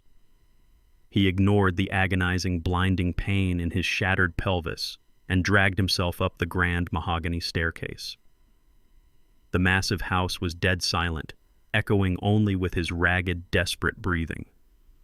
He reached the master suite, the exact room where he had spent months slowly poisoning my daughter. He crawled past the overturned furniture from the earlier raid and ripped away the heavy Persian rug covering the center of the hardwood floor. He pulled a specialized magnetic tool from his pocket, a device he had hidden in the garage years ago for this exact emergency, and disabled the localized battery-operated alarm system connected to the floor. His hands were shaking violently, slick with his own sweat and blood, as he dug his fingernails into the hidden seams of the custom floorboards. He pried them up one by one, tossing the expensive wood aside until the heavy titanium dial of the floor safe was finally exposed in the dim moonlight. He collapsed onto his stomach, pressing his ear against the cold steel surface. He turned the dial with frantic, obsessive precision. 34 to the right, 12 to the left, 58 to the right. His breathing echoed loudly in the empty room as the internal tumblers clicked heavily into place. He wrapped his bleeding fingers around the solid steel handle and pulled upward with every ounce of remaining strength his broken body possessed. As the heavy door groaned open, Bradley likely felt a massive surge of arrogant relief. He truly believed those diamonds were his ultimate reward for his brilliant deception. 3 years ago, Kendra's late mother had left her a massive, multi-million-dollar trust fund. Bradley, playing the role of the loving husband and the seasoned financial expert, had legally manipulated their joint accounts. He quietly siphoned that entire inheritance through a complex labyrinth of offshore dummy corporations, using the stolen money to purchase conflict-free diamonds from private brokers in Europe. He systematically gaslit Kendra into believing the volatile stock market had catastrophically crashed her mother's trust. He built his emergency escape fund entirely on my daughter's stolen grief and blind trust. He thought he was an untouchable mastermind who had perfectly executed the ultimate long con against a naive woman and her foolish old father. Bradley reached his trembling hands down into the dark cavity of the floor safe, fully expecting to feel the heavy velvet pouches filled with flawless stones. His fingers grasped nothing but cold, empty steel. He froze completely. The arrogant relief vanished from his face in a fraction of a second. He pulled his mobile phone from his coat pocket and clicked on the harsh LED flashlight, shining the bright beam directly down into the vault. The safe was completely, terrifyingly empty. There were no velvet pouches, there were no diamonds, there was no escape fund. Sitting perfectly centered at the bottom of the titanium box was a single piece of heavy white cardstock. Bradley reached down with a violently shaking hand and picked it up. His panicked eyes scanned the dark ink. The elegant, unmistakable handwriting belonged to my daughter. The note read exactly, "I learned how to audit from my father." The realization hit him with the devastating force of a freight train. Kendra was never the naive, passive victim he thought she was. The moment Dr. Thorne's chemical flush cleared the heavy metal toxins from her brain, her mind had sharpened into a lethal weapon. While I was distracting Bradley at the police precinct and dismantling his empire at the courthouse, Kendra had remotely accessed the estate's hidden security protocols. She had dispatched a private, heavily armed courier service to the house hours before the police even arrived. They completely emptied the floor safe and transferred every single diamond to an impenetrable federal bank vault registered exclusively under her maiden name. Bradley dropped the piece of paper. He fell backward onto the ruined hardwood floor and let out a guttural, echoing scream of absolute soul-crushing despair. He was completely bankrupt, utterly defeated, and totally out of time. Suddenly, the hairs on the back of his neck stood straight up. The air in the bedroom shifted slightly, carrying the faint smell of cigarette smoke and gun oil. A tall, imposing shadow detached itself from the absolute darkness of the hallway. The sharp, metallic click of a suppressed weapon echoed loudly over Bradley's pathetic sobbing. The street syndicate hitmen had bypassed the perimeter tape and they had finally entered the house. The sharp, metallic click of the suppressed weapon was the only warning Bradley got. He did not turn around to face the syndicate hitmen standing in the doorway of his ruined master bedroom. Operating entirely on blind, animalistic terror, he threw his entire body weight forward, crashing headfirst through the heavy plate glass window. Jagged shards of glass tore through his ruined suit jacket as he plummeted 20 feet down into the dark, overgrown hedges bordering the backyard. The agonizing impact sent a blinding wave of white-hot pain through his surgically repaired pelvis, nearly causing him to black out on the damp grass. He could hear the muffled thud of suppressed gunfire hitting the floorboards exactly where his head had been a second earlier. The fear of a slow, torturous death at the hands of the mob forced him to his feet. He scrambled frantically through the dense woods lining the back of the estate, completely ignoring the flashlight sweeping the yard behind him. He pushed through the thick brambles until he reached a nearby commercial intersection. A heavy-duty pickup truck was idling outside an old convenience store, its owner stepping inside for a cup of coffee. Bradley lunged into the driver's seat, slammed the heavy door shut, and floored the gas pedal before the owner could even shout. As he sped rapidly out of the city limits, his sheer panic began to calcify into a cold, psychotic rage. He had absolutely nothing left to lose. He needed to find Kendra, force her to reverse the diamond transfer she had orchestrated, and use the children as human shields to negotiate his survival. His manic mind raced through the thick stack of legal documents my lawyer Neil had filed during the temporary custody hearing. He remembered a specific, heavily redacted address listed for Kendra's temporary protective custody arrangement. It was Neil's highly secure remote safe house located deep in the rural foothills outside the county lines. The stolen truck roared down the deserted two-lane highway, completely ignoring every speed limit and traffic signal in its path. Bradley was gripping the leather steering wheel so tightly his knuckles were completely white. He was covered in his own blood from the surgical tears and the broken glass, sweating profusely in the freezing cab and running entirely on pure toxic adrenaline. He reached the GPS coordinates exactly an hour later. The property was completely isolated, surrounded by miles of dense, unforgiving pine forest.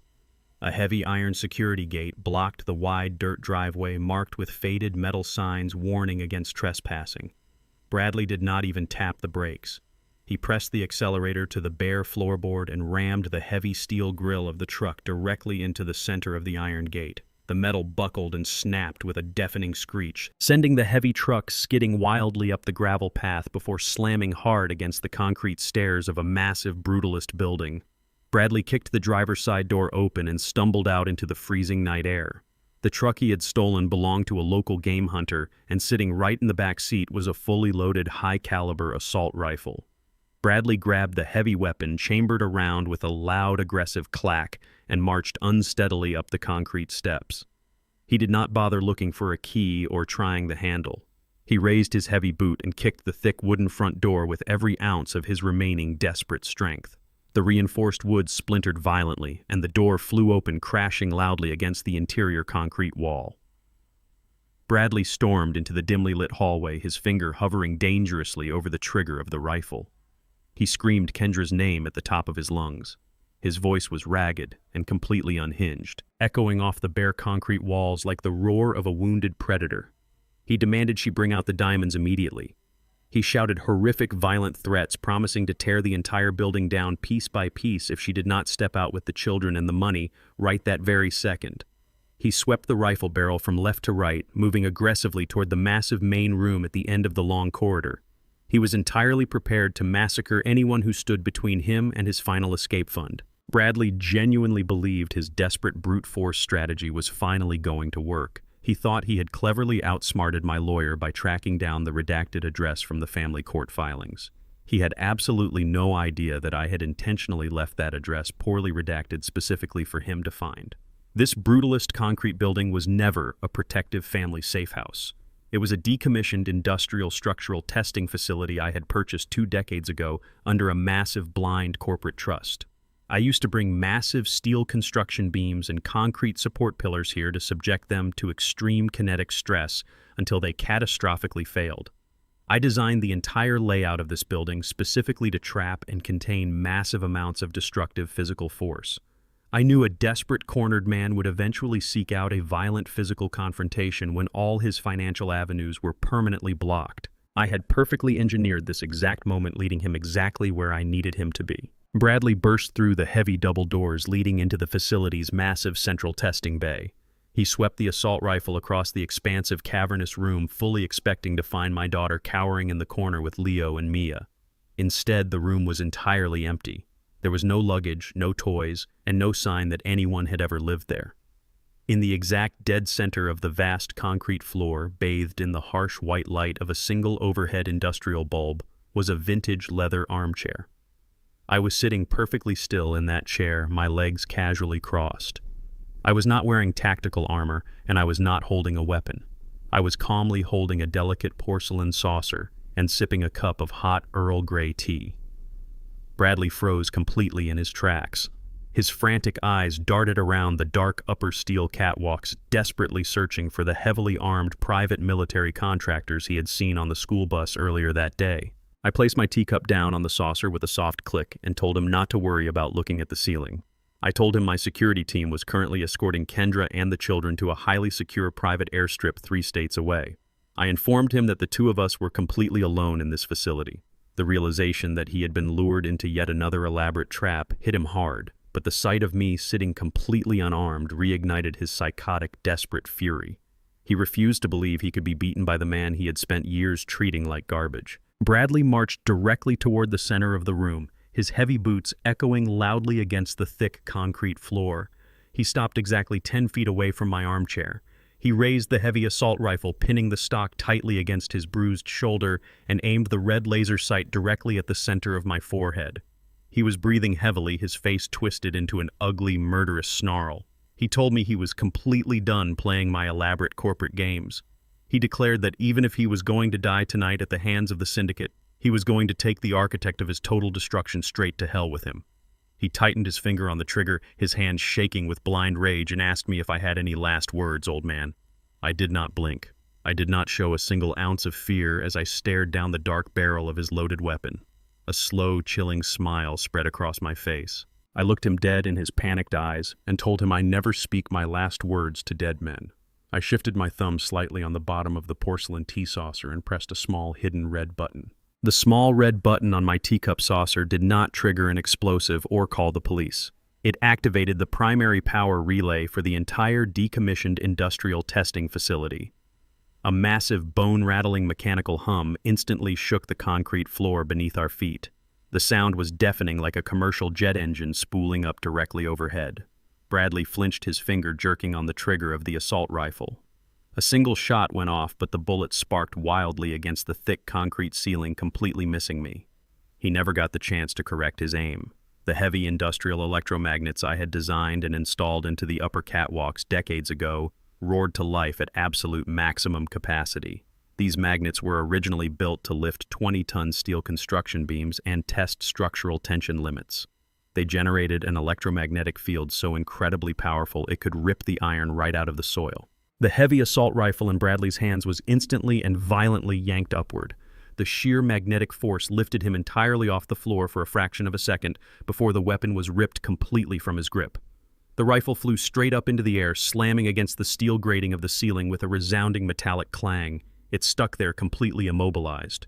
Bradley fell backward onto the hard concrete, his hands empty, staring up in absolute shock at the weapon hanging 20 feet above his head.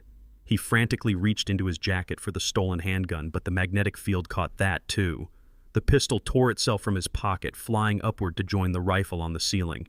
He was completely disarmed in a matter of seconds. Bradley scrambled to his feet, pure panic replacing the murderous rage in his eyes. He turned to run back toward the heavy double doors he had just kicked open. But the industrial power grid I had activated was not just connected to the ceiling magnets. It controlled the entire structural lockdown protocol of the testing bay. As he took his first desperate step toward the exit, 4 massive steel blast doors slammed down from the ceiling with explosive, terrifying force.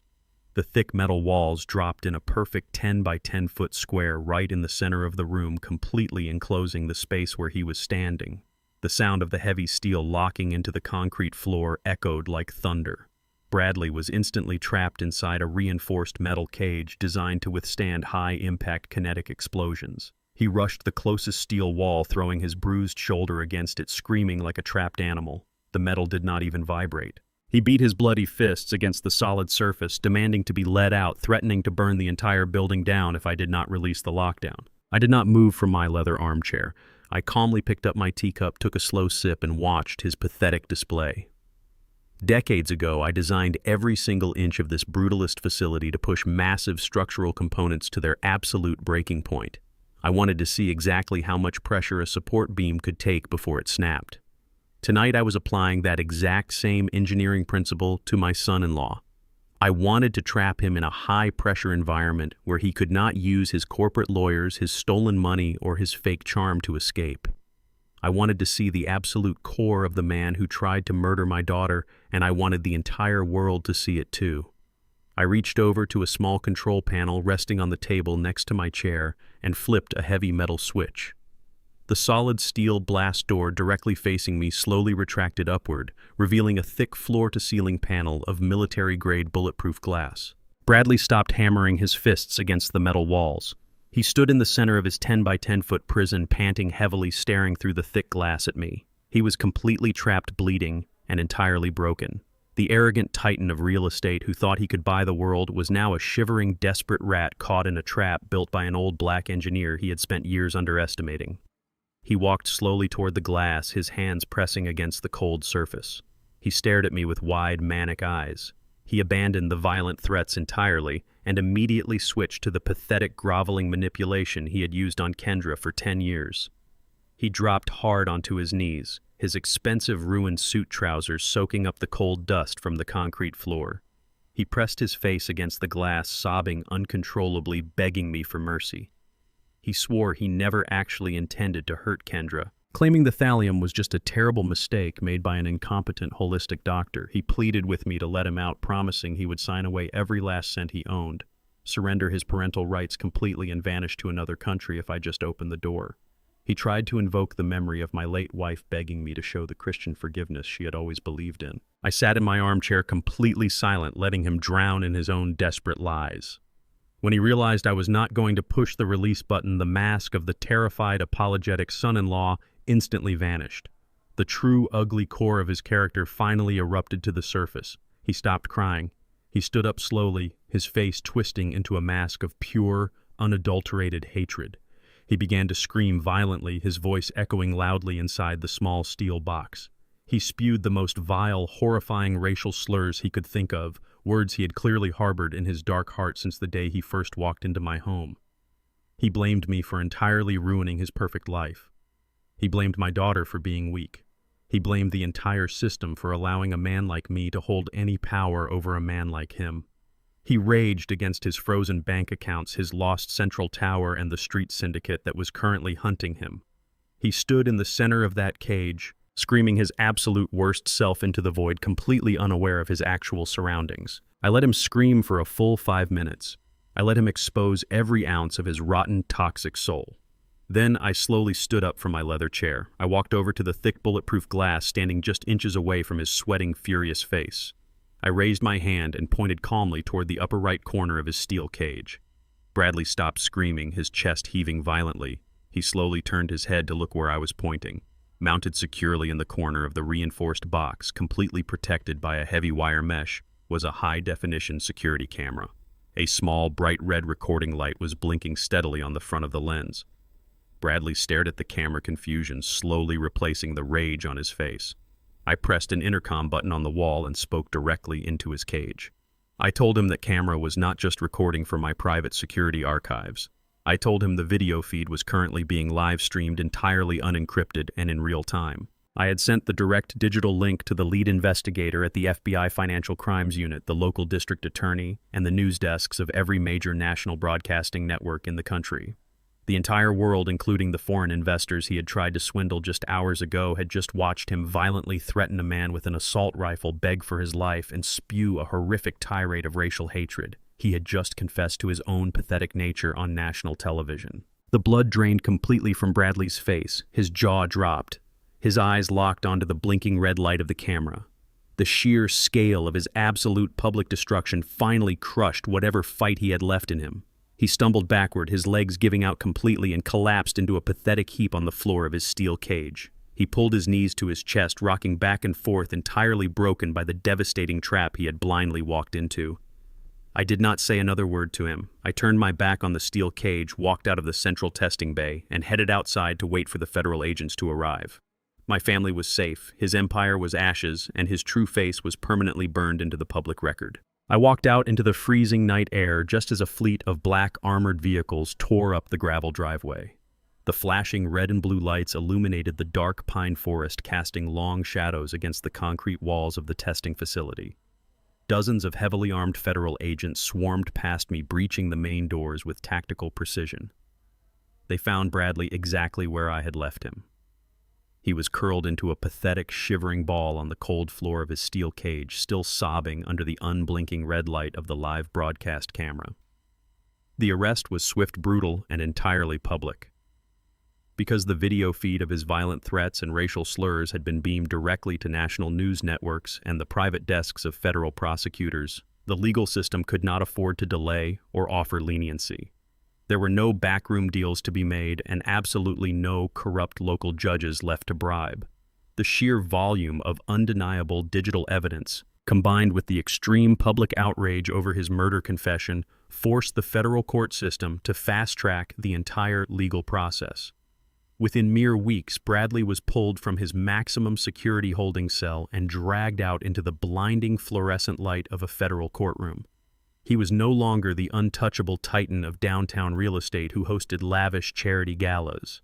He was a caged animal stripped of his expensive suits and his dignity, facing the absolute crushing weight of the United States justice system. Bradley stood entirely alone at the defense table. The army of million-dollar corporate litigators who had flanked him just weeks prior had completely vanished.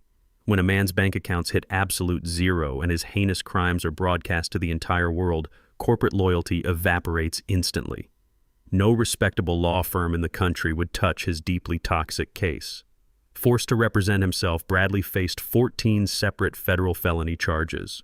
The lead prosecutor, a sharp and unforgiving woman, aggressively listed them for the official court record: attempted murder, aggravated assault, grand larceny, interstate kidnapping, massive wire fraud, extortion.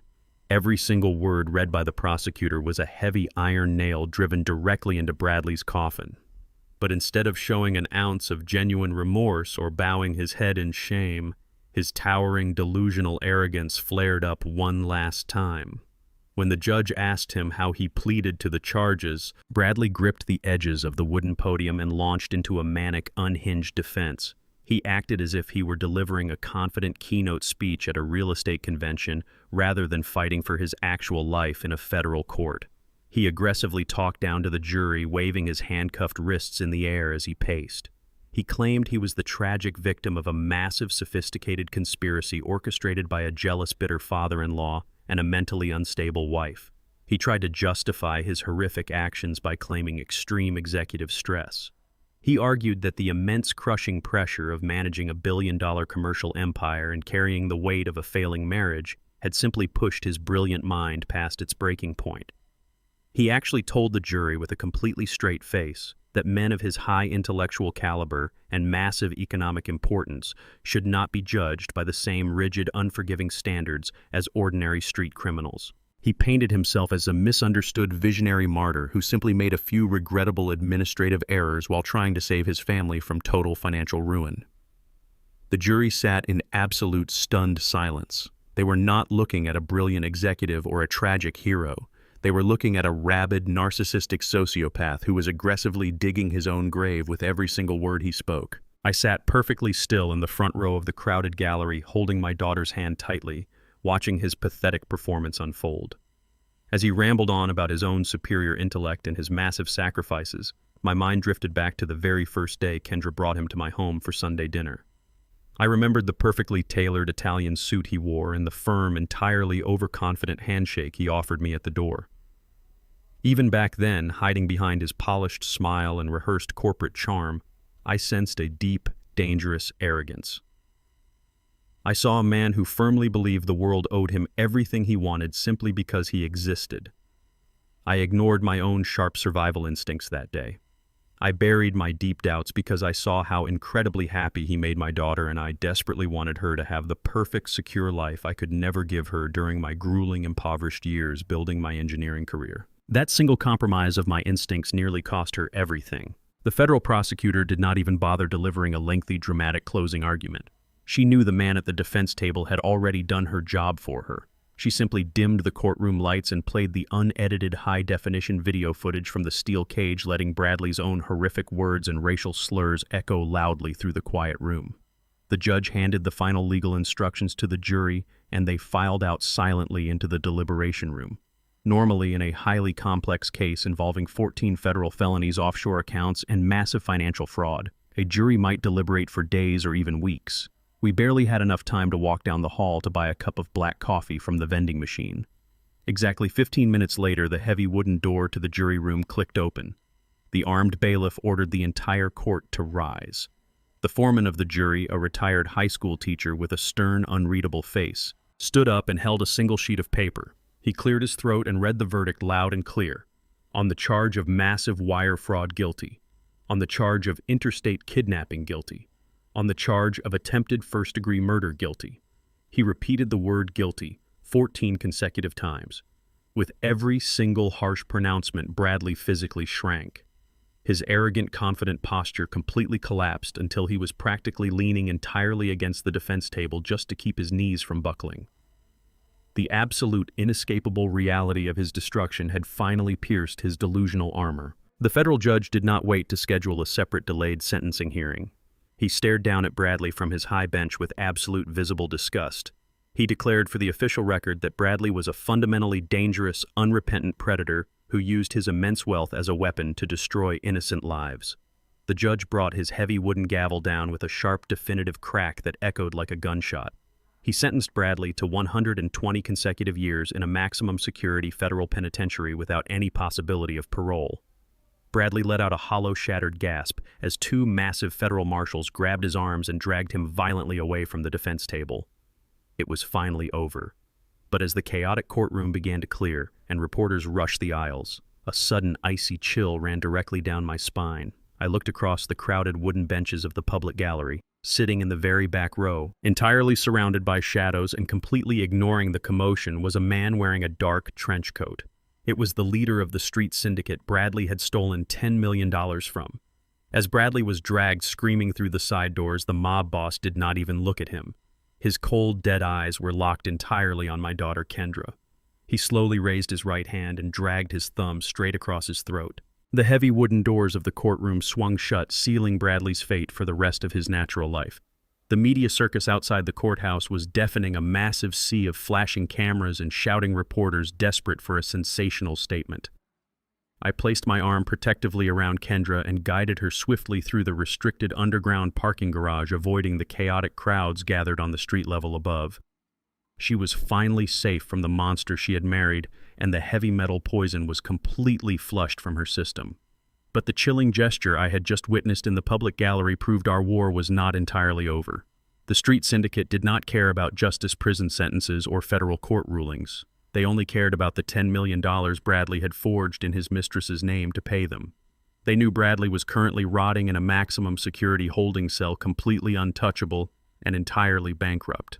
That meant the syndicate's massive financial loss was left unresolved, and in their brutal, unforgiving underworld, an unpaid debt absolutely demands blood. They had shifted their lethal target to the only remaining piece of Bradley's former life they could physically reach. They were coming for Kendra. The dimly lit parking garage was unnervingly quiet as we approached my armored sport utility vehicle.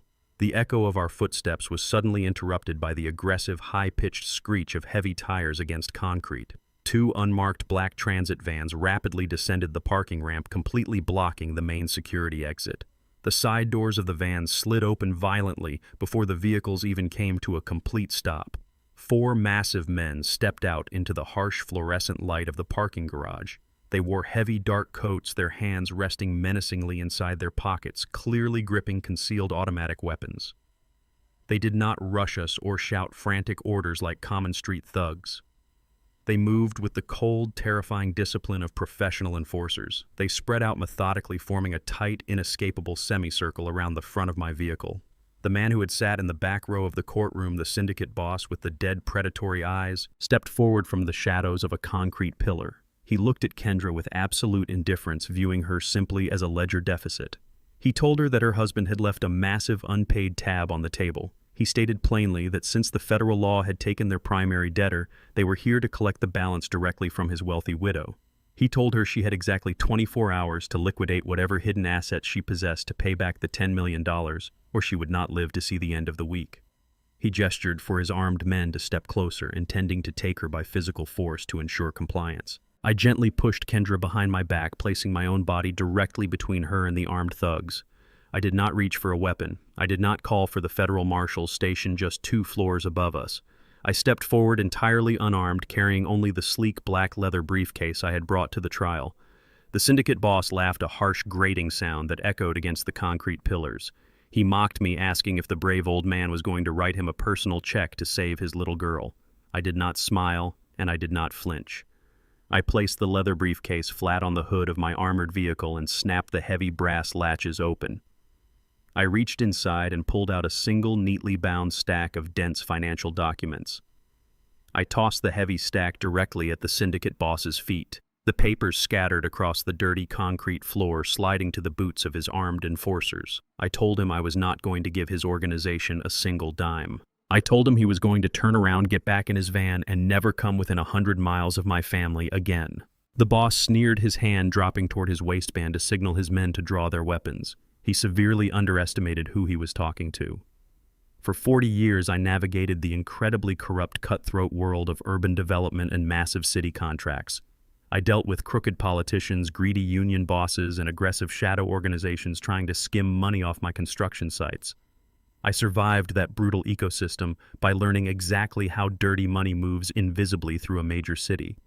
I learned how criminals clean their illicit cash by hiding it inside complex corporate structures and fake real estate developments. During the week I spent freezing Bradley's accounts and tearing down his empire, I did not just track his legitimate banking transfers. I dug relentlessly into the specific street syndicate he had hired. I hacked past their primitive, outdated digital security measures and traced every single footprint they had ever left on the dark web. I found their absolute deepest, most protected financial secrets. The syndicate boss looked down at the scattered papers near his boots. His mocking smile vanished completely. Printed in bold black ink across the top pages were the exact offshore routing numbers, the hidden cryptocurrency wallet addresses, and the heavily encrypted shell company names his organization used to launder tens of millions of dollars in illegal drug and weapons money. I had mapped out their entire fake casino fronts and Cayman Island holdings. I reached back into my briefcase and pulled out a lightweight, highly secure digital tablet. I tapped the screen once, bringing up a live, unencrypted connection to the internal reporting server of the Internal Revenue Service and the FBI Financial Crimes Unit. I looked the mob boss dead in his eyes and told him I was the architect who had built the digital firewall they currently use to hide their money. I told him I knew exactly how to tear it down. I held my thumb directly over the send button on the tablet screen. I promised him that if one of his men took a single step toward my daughter, I would press enter. The federal government would freeze every single illegal asset his entire organization possessed in less than 30 seconds. He would lose hundreds of millions of dollars instantly, and his entire crew would face lifelong federal indictments. The boss stood completely frozen in the dim parking garage. He looked at the heavily armed men surrounding us, then back to the glowing tablet in my hand. He realized with absolute terrifying clarity that he was entirely outmatched by an old man with a laptop. He was a creature of extreme violence, but he was also a pragmatic businessman, and the devastating financial calculation was undeniable. My threat was not a bluff, and it would cost him far more than $10 million to test me. He slowly raised his hand, signaling his thugs to stand down and back away from the vehicle. He nodded to me a silent, grudging acknowledgement of total defeat, and ordered his men back into the unmarked vans. The heavy sliding doors slammed shut and the vehicle sped away into the city traffic, abandoning Bradley's debt forever. The massive threat to my family was permanently neutralized. I closed my briefcase and finally let out a long, steady breath. We were safe. I helped Kendra into the passenger seat and started the engine. But just as we pulled out of the garage to head back to our new peaceful life, my secure mobile phone chimed with an incoming priority email notification. It was a scanned message forwarded directly from my corporate attorney, Neil. The sender address originated from the maximum security federal penitentiary. It was a letter from Bradley. The heavy sentence of 120 years without parole should have been the definitive end to our nightmare. Bradley was completely erased from the world of the living, permanently buried alive inside a concrete cell. But as I guided Kendra away from the media circus surrounding the federal courthouse, the memory of the syndicate boss sitting in the back row of the gallery burned in my mind. He had dragged his thumb across his throat in front of a packed room. The American justice system had just permanently locked away their primary debtor, but the brutal laws of the criminal underworld do not recognize federal convictions. A $10 million debt does not just disappear because the man who signed the paper is wearing a prison uniform. To men who operate in the shadows, a massive financial deficit is a blood debt, and that debt is automatically inherited by the closest surviving family member. Kendra believed we were finally walking toward freedom. I knew we were walking directly into a secondary war zone. We descended the concrete stairs into the subterranean levels of the courthouse parking garage. The air was frigid thick with the smell of gasoline and old motor oil. The flickering fluorescent lights cast long, distorted shadows against the gray concrete pillars. Kendra let out a deep sigh of relief as we reached my armored sport utility vehicle parked in the isolated lower level. She reached for the passenger door handle. Before her fingers could even touch the metal, the aggressive, high-pitched screech of heavy tires echoed through the subterranean chamber. Two unmarked black transit vans tore around the concrete corner, their headlights blinding us in the dim garage. They completely blocked the exit ramp, trapping my vehicle against the solid concrete wall. The heavy sliding doors of the vans opened before the vehicles even came to a complete stop. 4 massive men stepped out into the harsh light. They did not wear ski masks or scream frantic orders. They moved with the cold, terrifying, and silent discipline of professional enforcers. They wore heavy, dark overcoats, their right hands resting menacingly inside their pockets, clearly gripping concealed automatic weapons. They spread out methodically, forming a tight, inescapable tactical semicircle around the front of my vehicle. A 5th man stepped out of the lead van. It was the syndicate boss from the courtroom gallery. He had dead, predatory eyes and walked with the arrogant swagger of a man entirely accustomed to extreme violence. He completely ignored me. He looked directly at Kendra, viewing her not as a traumatized victim, but simply as an unbalanced ledger. He stopped 10 feet away and spoke with a raspy, unforgiving voice. He told her that her husband had left a massive, unpaid tab on the table. He stated plainly that since the federal government had taken their primary borrower, his organization was here to collect the balance directly from the wealthy widow. He told Kendra she had exactly 24 hours to liquidate whatever hidden assets she possessed to pay back the $10 million in physical cash. If she failed to deliver, he promised she would not live to see the end of the week. He gestured for his armed men to step closer, intending to take her by physical force right then and there to ensure total compliance. Kendra froze in absolute terror, her back pressed hard against the side of the vehicle. I told her to get inside the car and lock the heavy steel doors. I gently pushed her behind my back, placing my own body directly between my daughter and 5 heavily armed men. I did not draw a weapon. I did not pull out my phone to call the federal marshals stationed just 3 floors above us.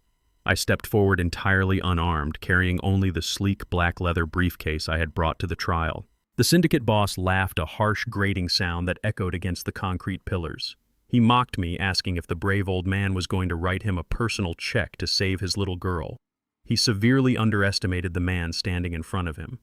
I spent 40 years navigating the incredibly corrupt, cutthroat world of urban development and massive city contracts. I built skyscrapers in neighborhoods completely controlled by the Italian mob in the 80s and the Russian syndicates in the 90s. I dealt with crooked politicians, greedy union bosses, and aggressive shadow organizations constantly trying to skim money off my construction sites. I survived that brutal, violent ecosystem by learning exactly how dirty money moves invisibly through a major city. I learned early on that bullets are cheap but untraceable. Money is the true lifeblood of the criminal underworld. Criminals clean their illicit cash by hiding it inside complex corporate structures, fake real estate developments, and decentralized digital networks. During the week, I spent freezing Bradley's accounts and tearing down his empire. I did not just track his legitimate banking transfers. I dug relentlessly into the specific street syndicate he had hired. I hacked past their primitive, outdated digital security measures and traced every single footprint they had ever left on the dark web. I found their absolute deepest, most protected financial secrets. I did not smile at the mob boss, and I did not flinch when his men tightened their grip on their concealed weapons. I placed the leather briefcase flat on the hood of my armored vehicle and snapped the heavy brass latches open. I reached inside and pulled out a single neatly bound stack of dense financial documents. I tossed the heavy stack directly at the syndicate boss's feet. The papers scattered across the dirty concrete floor, sliding right up to the boots of his armed enforcers. I told him I was not going to give his organization a single dime. I told him he was going to turn around, get back in his van, and never come within 100 miles of my family again. The boss sneered, his hand dropping toward his waistband to signal his men to draw their weapons. Then he looked down at the scattered papers near his boots. His mocking smile vanished completely. Printed in bold black ink across the top pages were the exact offshore routing numbers, the hidden cryptocurrency wallet addresses, and the heavily encrypted shell company names his organization used to launder tens of millions of dollars in illegal drug and weapons money. I had mapped out their entire network of fake casino fronts and Cayman Island holdings. I reached back into my briefcase and pulled out a lightweight, highly secure digital tablet. I tapped the screen once, bringing up a live, unencrypted connection to the internal reporting server of the Internal Revenue Service and the FBI Financial Crimes Unit. I looked the mob boss dead in his eyes. I told him I was the architect who had built the digital firewall they currently use to hide their money, and I knew exactly how to tear it down. I held my thumb directly over the send button on the tablet screen. I promised him that if one of his men took a single step toward my daughter, I would press enter. The federal government would freeze every single illegal asset his entire organization possessed in less than 30 seconds. He would lose hundreds of millions of dollars instantly, and his entire crew would face lifelong federal indictments. The boss stood completely frozen in the dim parking garage. He looked at the heavily armed men surrounding us, then back to the glowing tablet in my hand. He realized with absolute terrifying clarity that he was entirely outmatched by an old man with a laptop. He was a creature of extreme violence, but he was fundamentally a pragmatic businessman, and the devastating financial calculation was undeniable. My threat was not a bluff, and it would cost his syndicate far more than $10 million to test my resolve. He slowly raised his hand, signaling his thugs to stand down and back away from the vehicle. He nodded to me, a silent, grudging acknowledgement of total defeat, and ordered his men back into the unmarked vans. The heavy sliding doors slammed shut, and the vehicles sped away into the city traffic, abandoning Bradley's debt forever. The massive physical threat to my family was permanently neutralized. I closed my briefcase, the sharp click of the latches echoing in the empty garage, and finally let out a long, steady breath. I got into the driver's seat, ready to take my daughter home to a new peaceful life. Just as I turned the ignition key, my secure mobile phone chimed with an incoming priority email notification. It was a scanned message forwarded directly from my corporate attorney, Neil. The sender address originated from the Maximum Security Federal Penitentiary. It was a handwritten letter from Bradley. I tapped the screen of my secure mobile phone, opening the encrypted email Neil had just forwarded to me. We were still sitting inside the armored vehicle in the dim parking garage, the adrenaline from the syndicate confrontation slowly fading from my veins. I read the attached digital scan of a handwritten letter penned on cheap-lined prison stationery. It was from Bradley. He had been sitting in a maximum security isolation cell for less than a week, completely stripped of his tailored suits, his luxury cars, and his arrogant delusions. The crushing reality of a 120-year sentence had finally broken him down to his absolute lowest, most pathetic core. He was not writing to apologize to Kendra for slowly poisoning her. He was not writing to ask for forgiveness for trying to steal his children. He was writing to propose a desperate, cowardly business transaction. In his frantic, sloppy handwriting, Bradley offered to voluntarily and permanently terminate all of his parental rights to Leo and Mia. He promised to sign the legal relinquishment forms immediately, completely erasing himself from their lives forever. The price for his fatherhood was staggeringly pathetic. He demanded a direct recurring deposit of exactly $500 a month into his prison commissary account. The titan of downtown real estate, the man who had ordered my murder and built a fraudulent billion-dollar empire, was now selling his own flesh and blood for the price of canned tuna instant coffee and cheap prison snacks. I handed the phone to Kendra so she could read the pathetic truth for herself. She stared at the screen, letting out a sharp, breathless laugh devoid of any humor. The monster she had feared for a decade was reduced to nothing but a beggar. I sent a single one-word reply to Neil. Approved. We were going to buy my grandchildren's total freedom with pocket change. The physical threat to my family was permanently neutralized, but the massive corporate empire Bradley had built on my dime was still infected with his toxic legacy. Monday morning, I walked through the towering glass doors of Platinum Horizon Real Estate in the downtown financial district. I did not wear the faded, comfortable clothes I usually wore around the estate. I wore a pristine, custom-tailored midnight blue suit. Neil walked closely at my side, carrying a heavy leather briefcase loaded with termination papers and denied severance packages. The lobby security guards, men who usually ignored me completely or treated me like a lost elderly visitor, immediately stepped out of my way, sensing the undeniable, terrifying authority radiating from my posture. We stepped into the executive elevator and rode it straight to the 50th floor. The massive glass-walled boardroom was already packed. The remaining executive board members were engaged in a panicked, shouting argument, desperately trying to figure out how to carve up the remaining assets of the company now that their CEO was locked in federal prison. I did not knock. I pushed the heavy glass doors open and walked straight to the head of the long mahogany table. The room fell into absolute stunned silence. I dropped a thick stack of internal corporate audits directly onto the polished wood. I looked around the room, making direct, piercing eye contact with the chief financial officer, the vice president of acquisitions, and the head of human resources. These were the men and women who had actively enabled Bradley's massive fraud.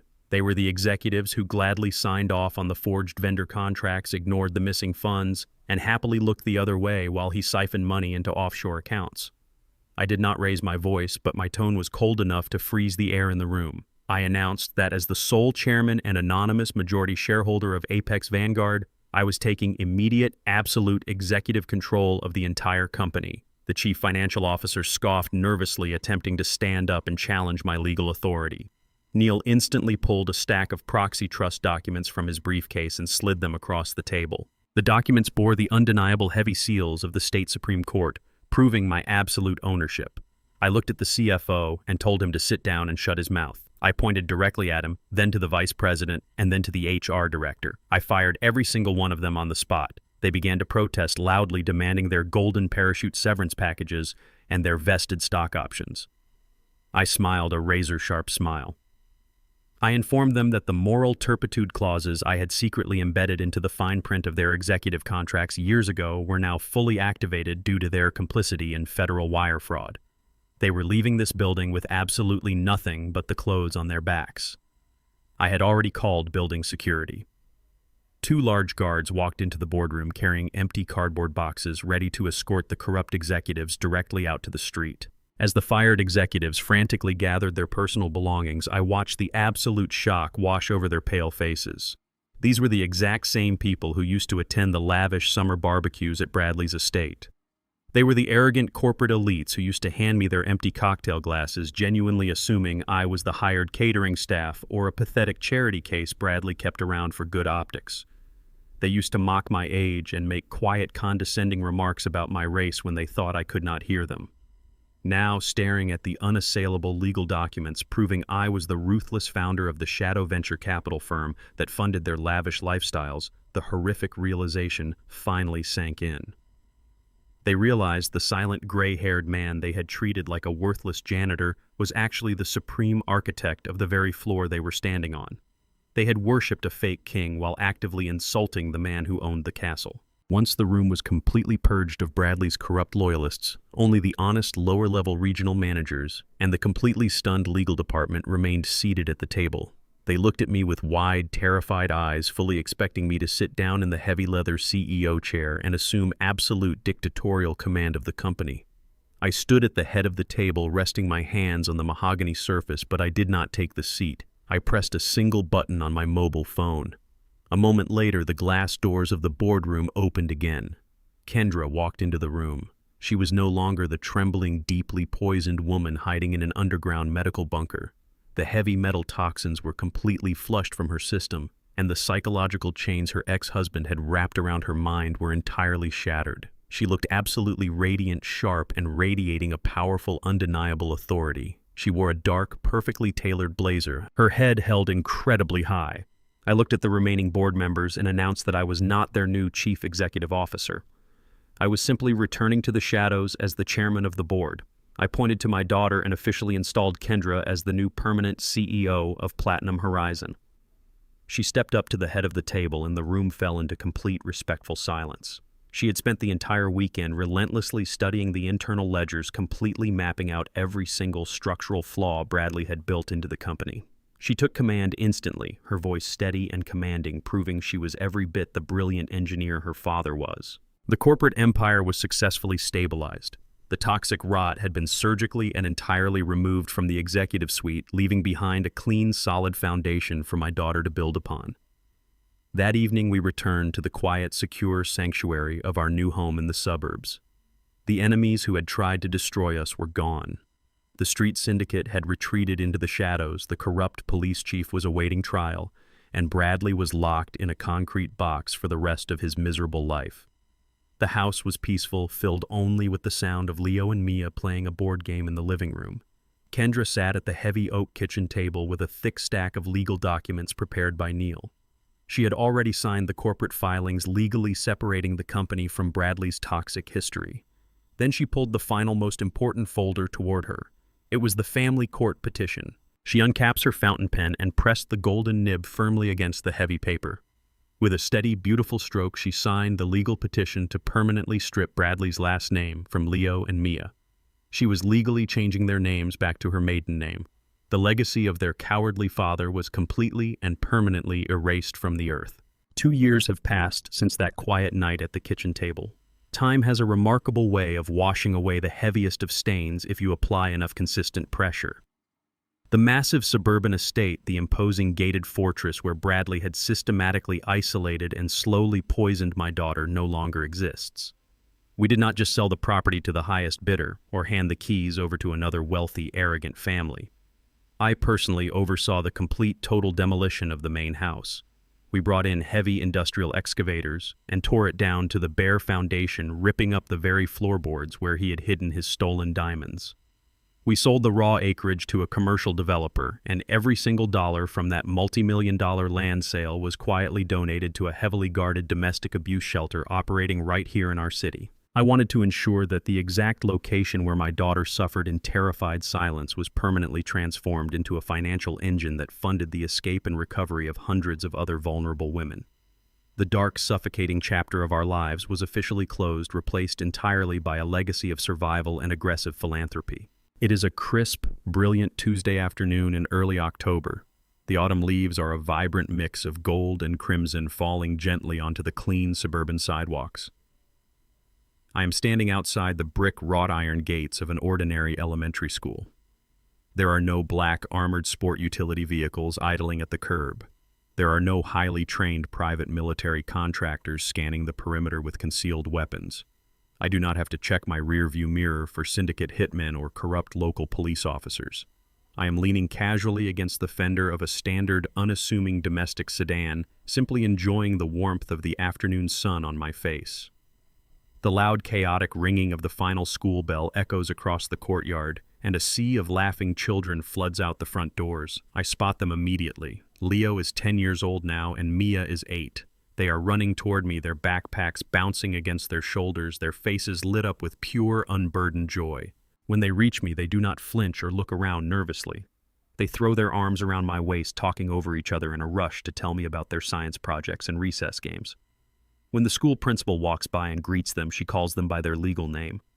They carry my daughter's maiden name now. The heavy, toxic shadow of their father has been entirely lifted from their young shoulders. I open the car doors for them, tossing their bags into the trunk. We are going to get ice cream, and then we are going to drive downtown to meet their mother for dinner. Kendra has transformed Platinum Horizon into a fiercely ethical, highly profitable corporate powerhouse, but she absolutely never misses a family dinner. Watching my grandchildren laugh in the back seat, I find myself reflecting on the true fundamental nature of family. Society constantly tells us that blood is thicker than water, that we must endure endless psychological abuse simply because we share a genetic lineage or a legal marriage certificate. I completely reject that philosophy. Blood means absolutely nothing without fundamental respect. A family is not a suicide pact.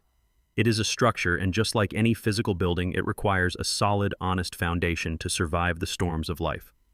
When a load-bearing pillar is completely compromised by rot and corruption, you do not try to paint over it and blindly hope the roof holds. You ruthlessly cut the rot out and you rebuild with stronger, unyielding materials. I had to become a monster in the eyes of the law for exactly one night so my daughter and grandchildren could live in peace for the rest of their lives. I protected my legacy the only way an engineer knows how. I identified the structural threat and I dismantled it completely. Miles away from the bright autumn sun, buried deep within the brutal concrete walls of a maximum security federal penitentiary, Bradley is experiencing a very different reality. His 120-year sentence offers absolutely no early release for good behavior. He is no longer the slick, arrogant chief executive officer in a bespoke Italian suit.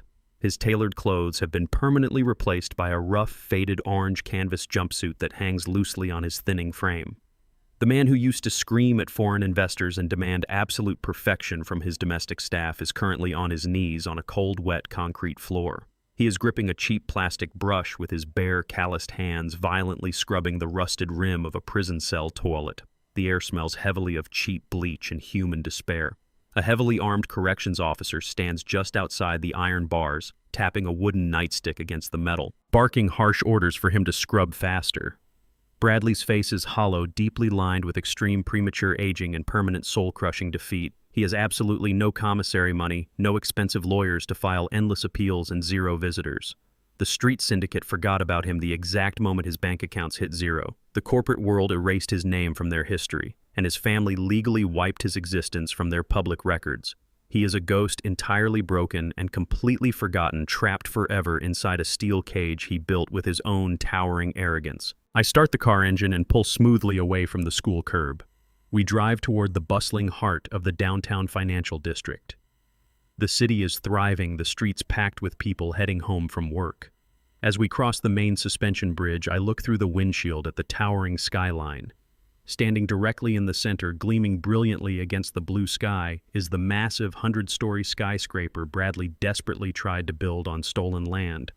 The construction was finally completed last month under Kendra's flawless executive leadership. But it is not called the Central Tower. Affixed to the very top of the gleaming glass facade, illuminated in massive silver letters that can be seen from miles away, is the name Sylvia. It is named after my late wife. It is a towering monument to the woman who taught me the true value of quiet strength and enduring love. I reach into the back seat, gently squeezing my grandchildren's small hands. I am a 70-year-old man who spent his entire life building massive structures out of steel and concrete. But looking at the bright, secure future of my daughter and her children, I know exactly what my true masterpiece is.